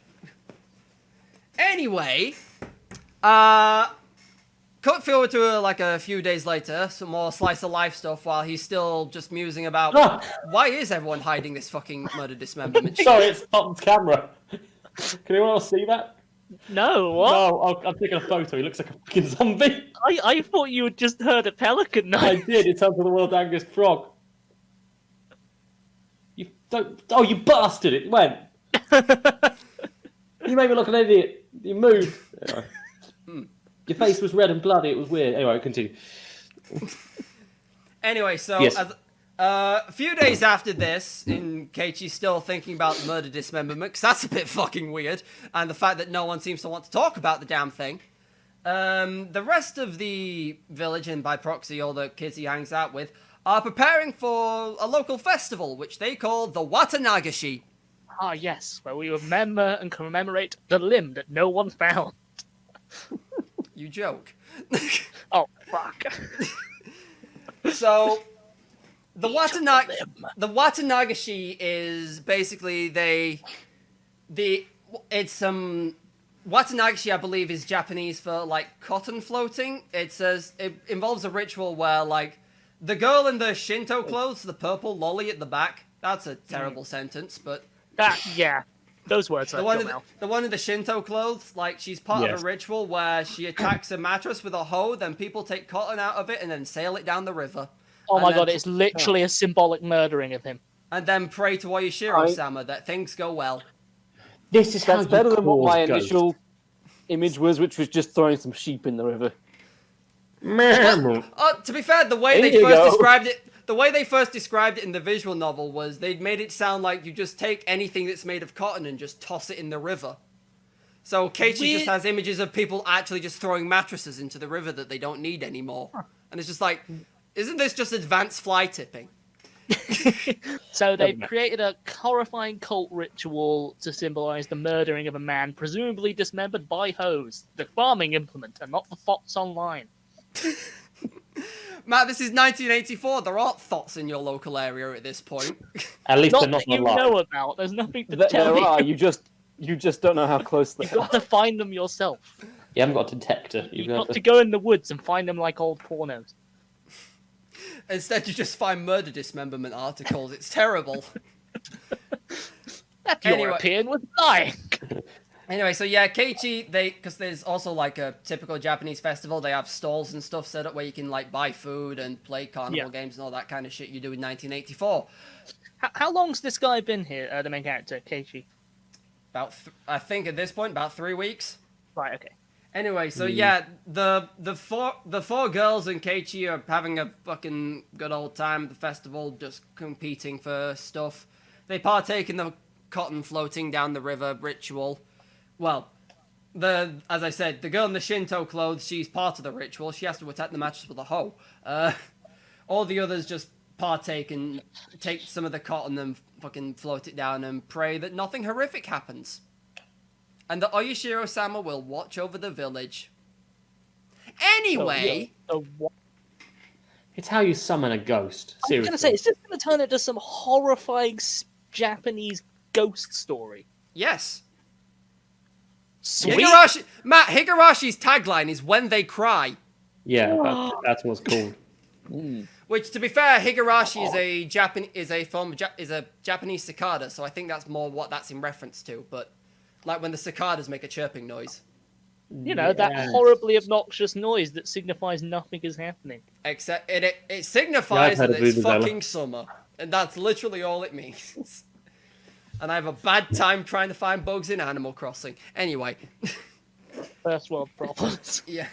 So yeah, he's wandering around this festival. He's for some reason got separated from all the other girls, and he runs into Tomitake-san again, who is stood with a woman who recognizes Keiichi because this is one of those villages where everyone recognizes each other, but he doesn't remember her name because he's just moved here.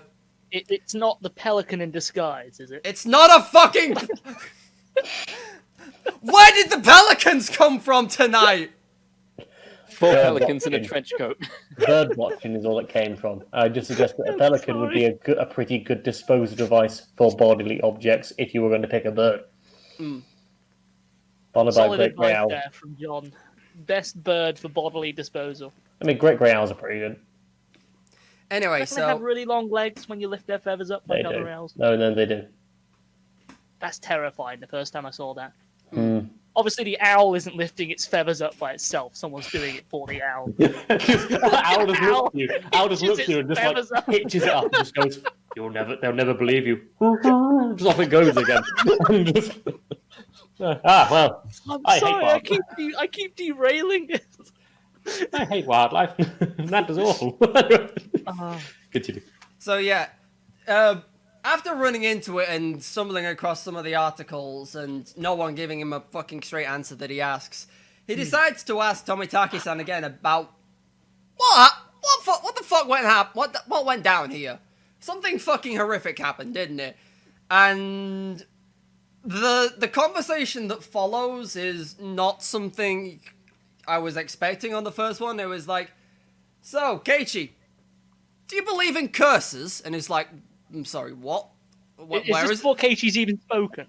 No, he's asked him about like this, Gotcha. what he meant with the dismemberment thing. He's He like, didn't just go, oh, hey, Keiichi, do you believe in curses? I mean, I'm it's gonna a put one on new you. concept. Have you ever been in a Turkish prison, Keiichi? I'm sure we made that reference last week. Yes. maybe not last week, but we definitely made that reference. Anyway, yeah, so he asks him this fucking like, why? I want to know about the murder dismemberment. Why are you asking me about curses? And then Tomitake-san proceeds to tell him that the Watanagashi, which is the festival that they are currently happening, is held on the same night that the murder dismemberment fucking original case happened. And that every year since then, there has been at least one murder and one disappearance. So I'm literally going to say, every year, there's been a murder. Yeah, so like, obviously there was the first one who was, like, the dam site manager, whatever. Then the following year, there was one of the local village, I forget what they're called. One of the, like, I'm going to say village elders, but that's not the term. They're like one of the village council or something. Gotcha. Yeah.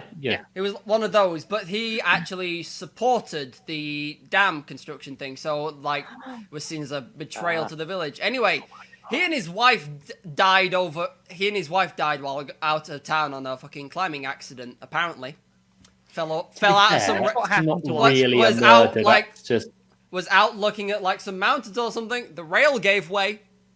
It's legit the CK2 assassination plot. Oh, fantastic. Please tell me someone dies of exploding manure. Sadly not. manure. Yeah, I just said the- manure weirdly. Yeah. The year after. Manure. Yeah. The year after that, a Shinto priest, who the head of the temple, he died of like some mystery illness or something, which the police boiled down to like he developed because he was stressing about organizing the Watanagashi, because it's like a religious thing that they organize. So like the priest was. A lot of diseases in Japan are stress related because and then stress weakens the immune system. Yeah, and then after that, like his wife apparently offed herself.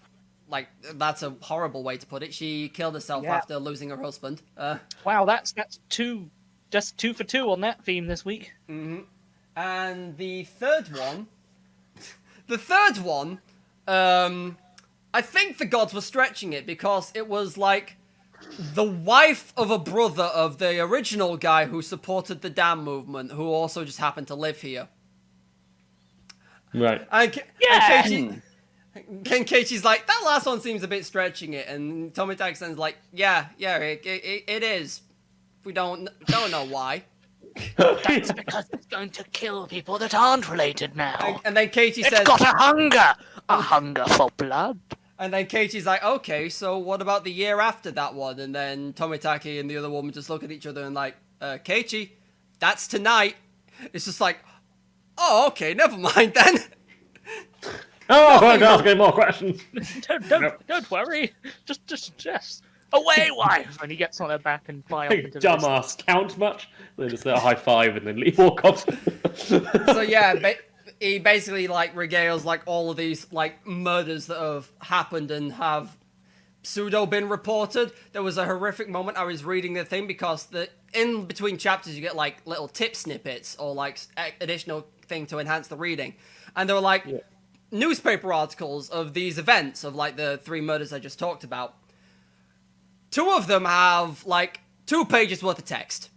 The third one says it wasn't in the newspaper, which is the wife of the brother of the... No. So that one was just fucking covered up. Why is my brain hot to cannibalism? I mean, they didn't eat... Spoilers, they caught the guy that killed her, but... I don't know why it's hot there. Yeah, they caught the guy... They caught the actual killer who did it, apparently. Oh.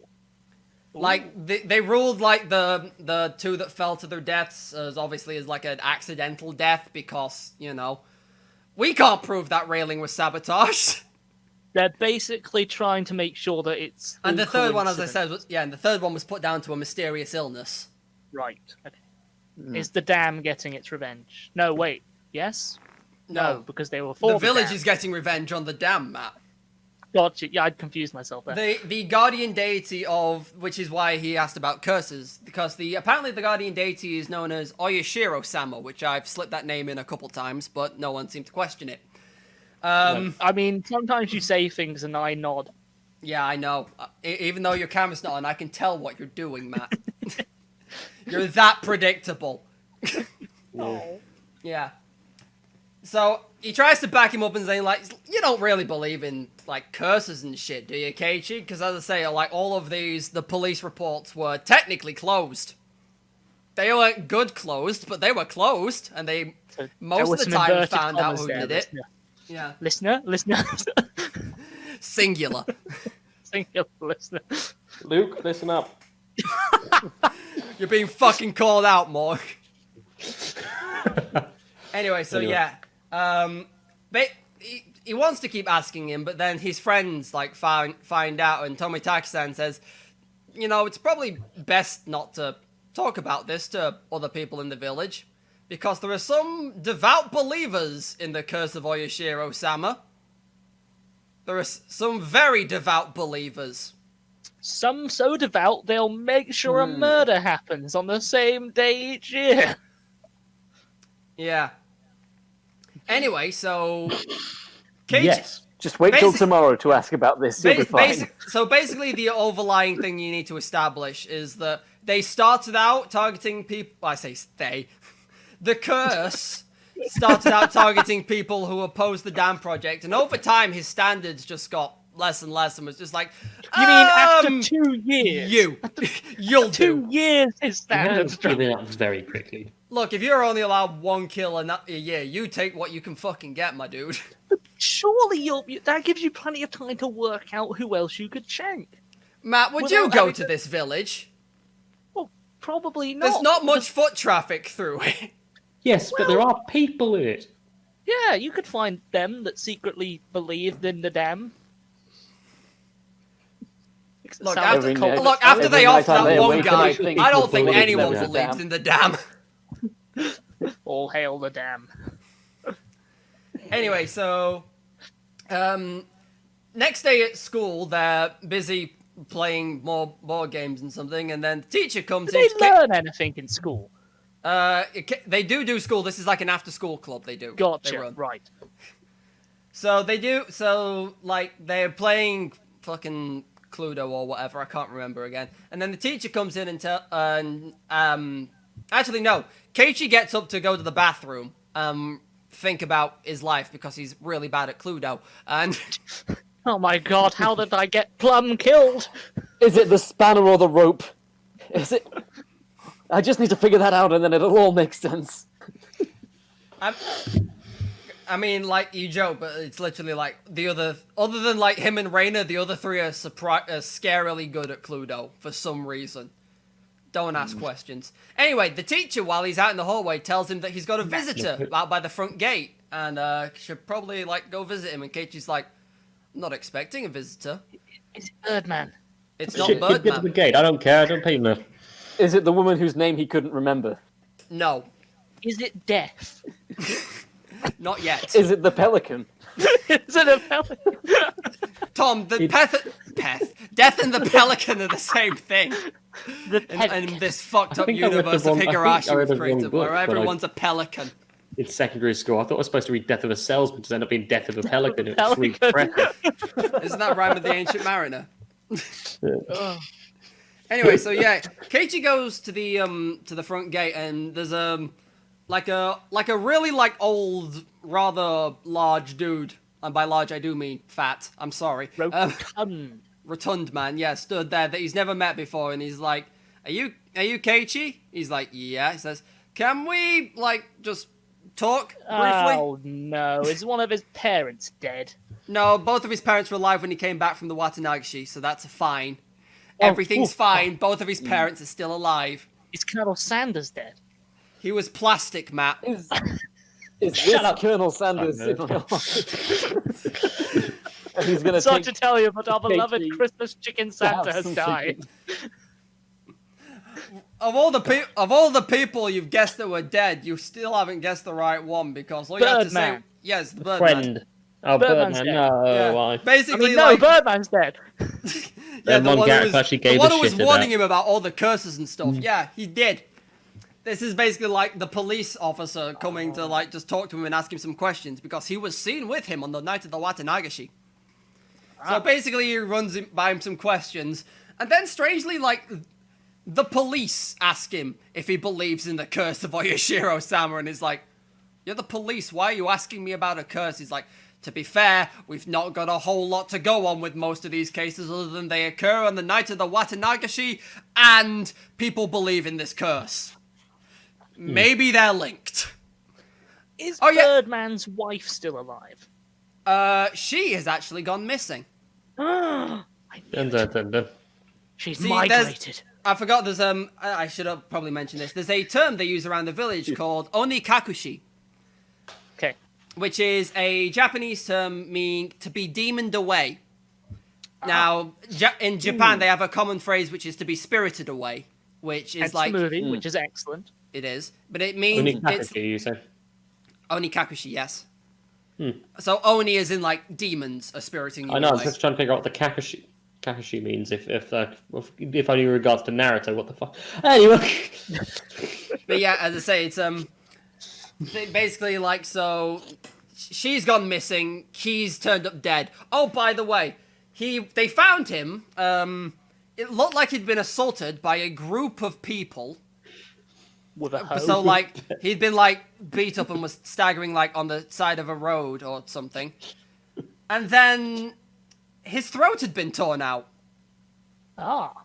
And they found his flesh. No, they found his flesh under his fingernails. Oh, right. He told us ripped that. out his own throat. Oh. I'm like- gonna guess possession Why would murder. Mm. That's Why my not? theory. I mean, to be fair, that's all I've got to go on at the moment. 'Cause, I'm getting up to the point where Maybe. I actually caught up the reading. Aha! He ate some bad chicken.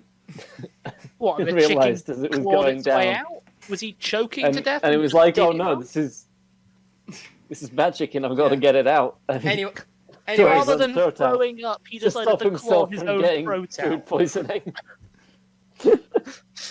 Flawless logic there, Tom. Oh, fuck, I can't mean, remember the yeah, Highland I think River. it's the. Oh, I this is in think it. like the horrific factor part of this is the fact that he managed to, rip his the own whole throat just claw the thing open, and not be stopped by any pain receptors, and then bled out on the side of the road, and then obviously she's gone missing. So Maybe she helped. maybe she didn't. Yeah. I mean, as I say, the police are still looking for her. So, and as I say, because of this like spirited away thing, like the policeman is just like, just if you hear anything, let us know. And he's Keep an ear to like, the why ground, kid. are you You're our asking only me? hope. He's like, why are you asking me? He's like, well, to be honest, that Meon girl is like pretty like well connected with the people that did the original murder. Like she's got like assaults and shit on her record from back when they were protesting. So Some say she could kill a man with his hands. I mean technically, but Well, if that's true, let's She get in has- immediately. This guy ripped his own thread out. Fucking let's go. Watch out, she's got a hoe! and refuses to take her medication. Anyway, so they have this little exchange. Keiichi's like, I guess I'll like, if I hear anything, I'll let you know. But I don't think I've I'll seen hear you play much. Cluedo, kid. You're the best tub we've got.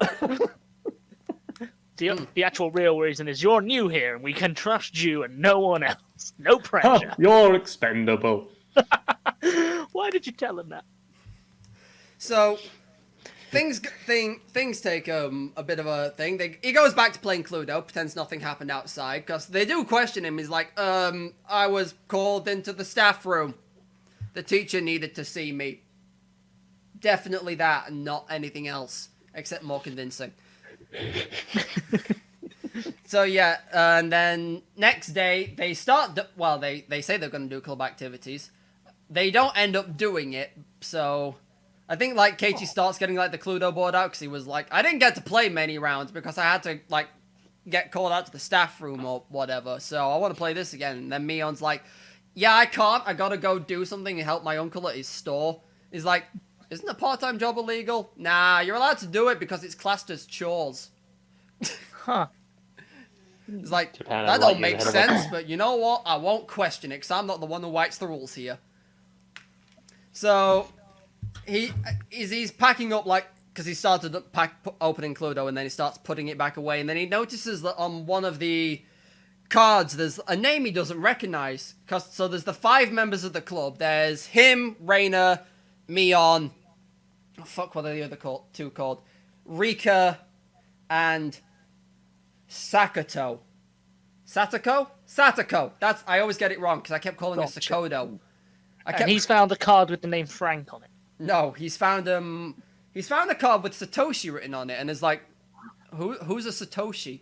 So he like kind of like passively asks Reina, is like, Reina, did you know a Satoshi? She's like, no. Then again, I only transferred in last year, so I don't. Maybe he transferred out before I transferred in. Who the fuck knows? Reina the Trash Goblin.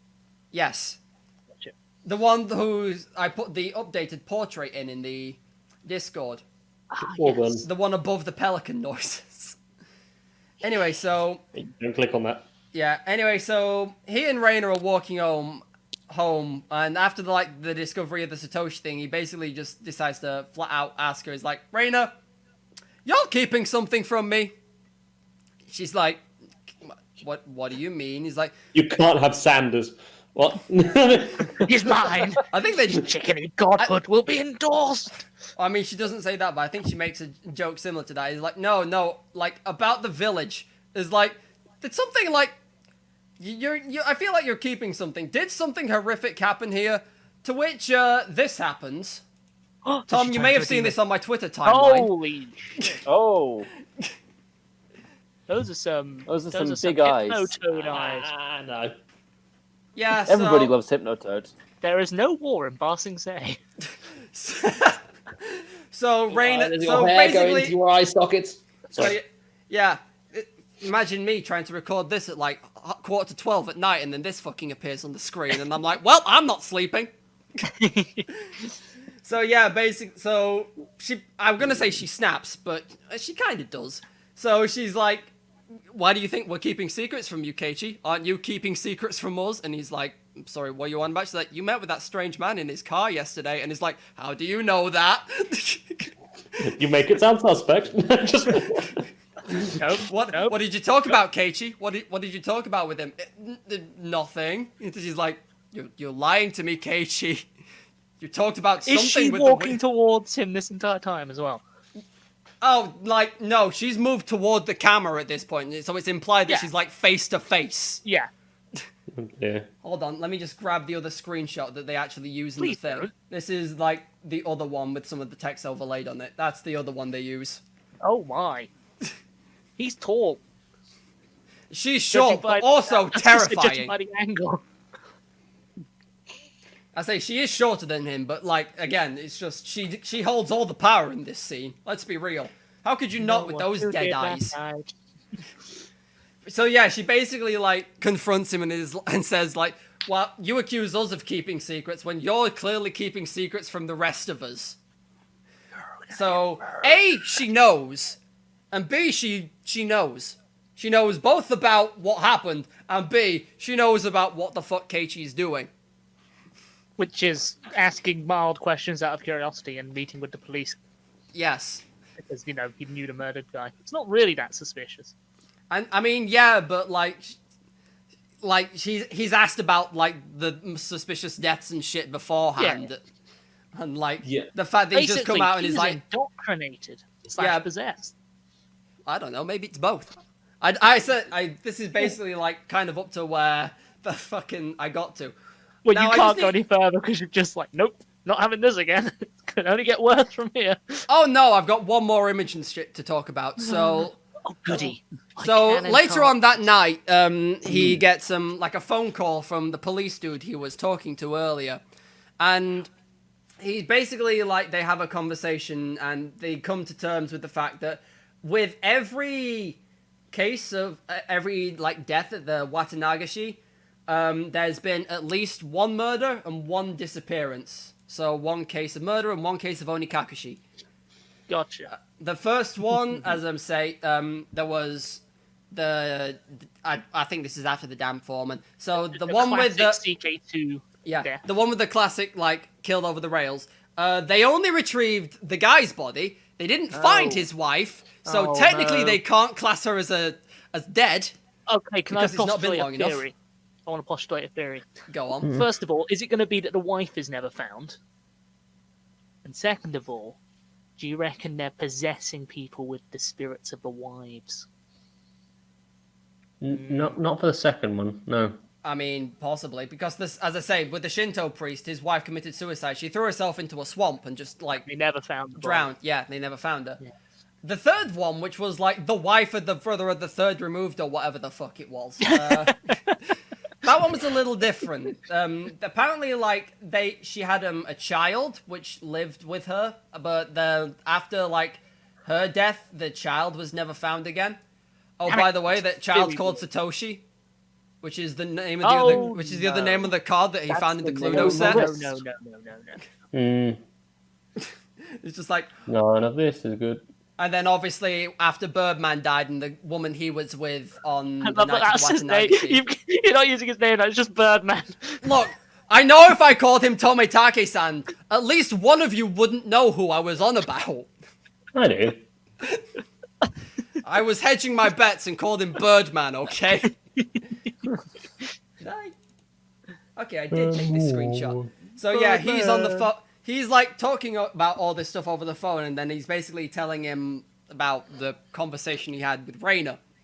Yeah. And I think I skipped over this, but there's a scene where he pretends to be asleep in class, and then he overhears Raina and Mion, which is the green-haired girl, like, they're having a conversation, and Raina thinks that because she, like, moved into the village a year ago, that makes her a very valid target for this curse later on in life. And Raina's... Almost like it's hit her. Anyway, yeah, so they're having this conversation, and then there's, like, a knock on Keiichi's door. And then there's, like, they put up the fucking whole horror vibe, because, like, they do, like, the knock on the door, and, like, all the music and shit cuts out, and it's just like, okay. And then it's just, like, Keiichi's dad, and it's just like, Keiichi, can I come in? And he's just like, oh, yeah, sure. Let me just hang up on the phone.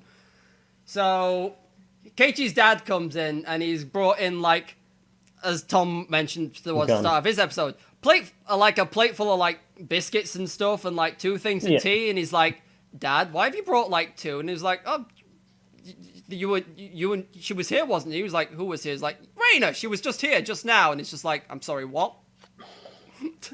Yeah, I passed her on the door, I told her which one your room was, she apparently came up. And he's like, but she hasn't been in. And then he's like, well, I was just about to bring the tea up, and then she just left. And he's like, and when was this? About an hour ago.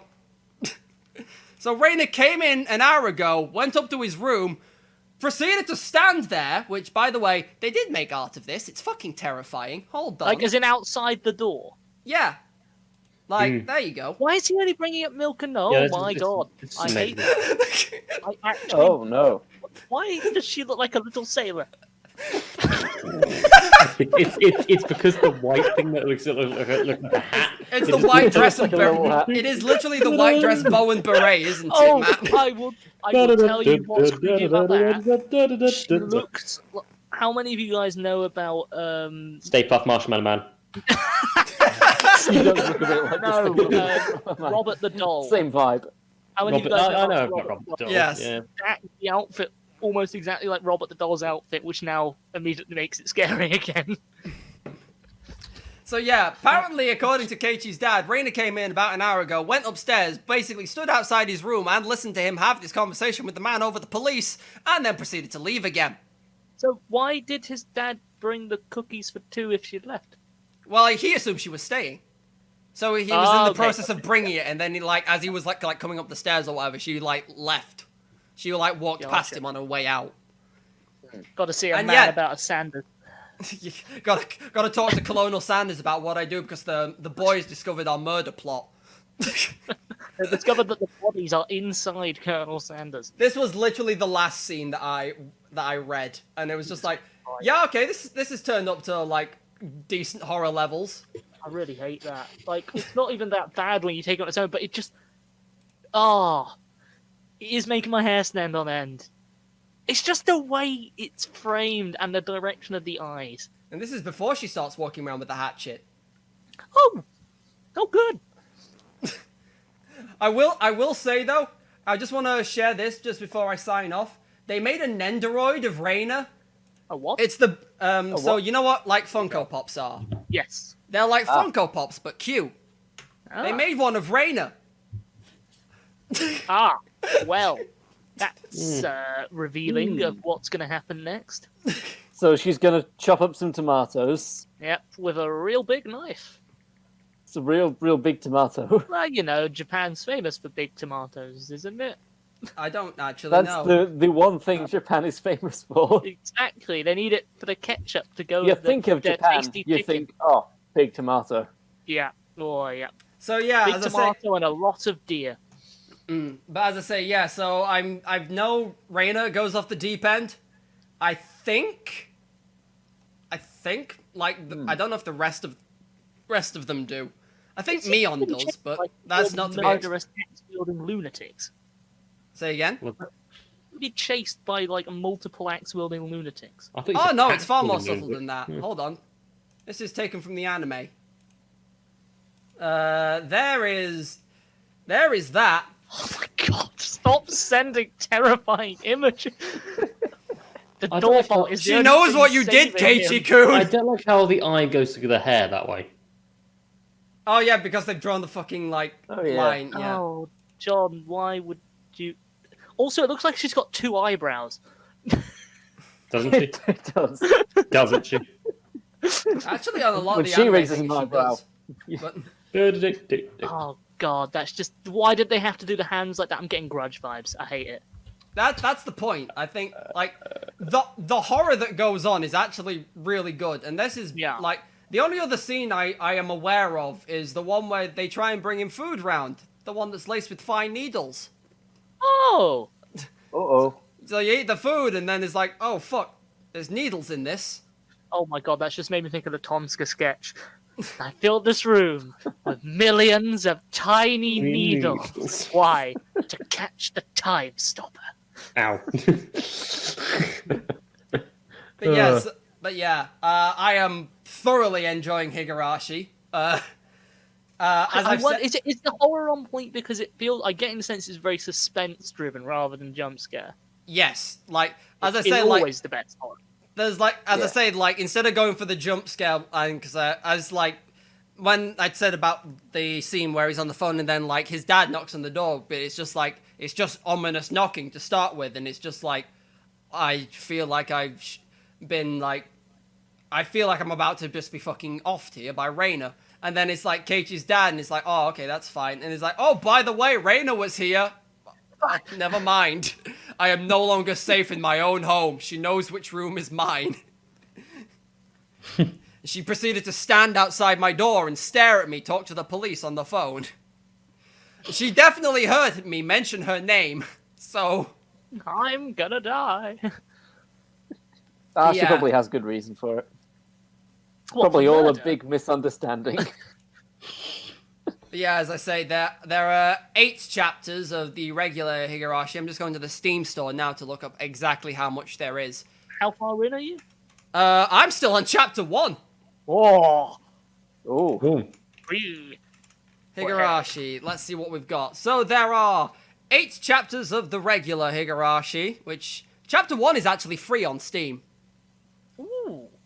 Knock yourselves out, if people. No, if I take that, it will infect my search list. not be I free think of that eye. no. Raina's just going I'm to be gonna there scroll back staring up for to the rest of Pelican eternity. noise video so I can watch it when we're done. But yeah, It sounds like a lot of dragging tables, to be honest.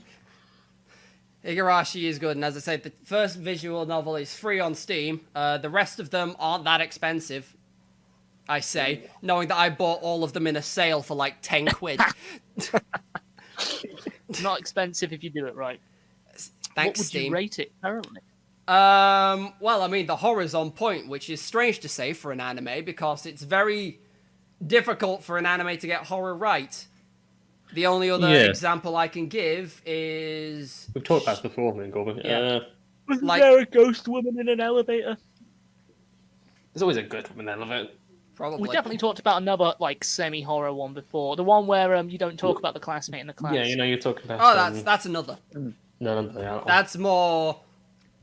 I mean, it kind of follows the same vein as this, but this like came out in like early 2000s as a visual, as a VN, which if you look at the original sprites, Yeah. they are... Imagine the terrifying? first one that John posted, and then they are worse than that. No offense. A second, a minute. God. John, Original Rainer show does us not look this good. stuff. I'll get Raina's one up anyway, because that's awful. Because I googled... there we go, there's a... Oh, Christ. I think that this is apparently original sprite, which just makes me hate life. Oh, it's so a goo. Ooh. I'm glad for what KyoAni did for the industry when they basically like revolutionized what it meant to be a cute anime girl. I You were hate no how longer- big the eyes are. Everything was no longer round. I like noses, yeah, they'd be good to have. That'd be nice. Would be nice to be able to smell. I like Yeah. my people with noses. Yes. Anyway, yeah, this is like a fucking good like 8 at the spot. Yeah. And as I say, like I'm just waiting for it to go off the deep end and then like to Okay. find out where the rest of the fucking train wreck call it. goes. Pork knuckle or no pork knuckle? It gets the... See, the thing I've started doing with pork knuckling is I've started to give them, like, dumb awards, in case you've not gathered. So I guess this gets the pork knuckle for the best anime horror I've seen. Sweet. Okay. Yeah. Nice. Sorry, Shiki, I like Higurashi more. Shiki is only terrifying because it basically explains what humanity is capable of. Bad Oh yeah, things. that reminds me of That Berserk. is terrifying. Yeah, fair enough. Also, the first Well. season of The Promised Neverland, just because, you know, eating children is a bit weird. It's a bit gauche. That just Gosh. about wraps it up for this week, I think. We'll leave it on the note of eating food. Oh yeah, you can. In case you don't want to buy the visual, pelican mouth. It's gone back round full circle. I'm gonna say, in case you don't want to read the visual novels and have 2 years for me to put the episodes out, I'm Let's Playing Higurashi on my YouTube channel. Shameless plug! I said this was basically this an on ad. there. That's fine. I said this was basically an ad up front, so Higurashi's great, and I'm having a hell of a time, and I am very bad at voice acting, so if you're into those kind of things... There's like been 3 guys and like 5 women I've had to come up with voices for, and it's like, yep, this is the standard. I don't have enough female voices, so Mion sounds like she's from the deep south.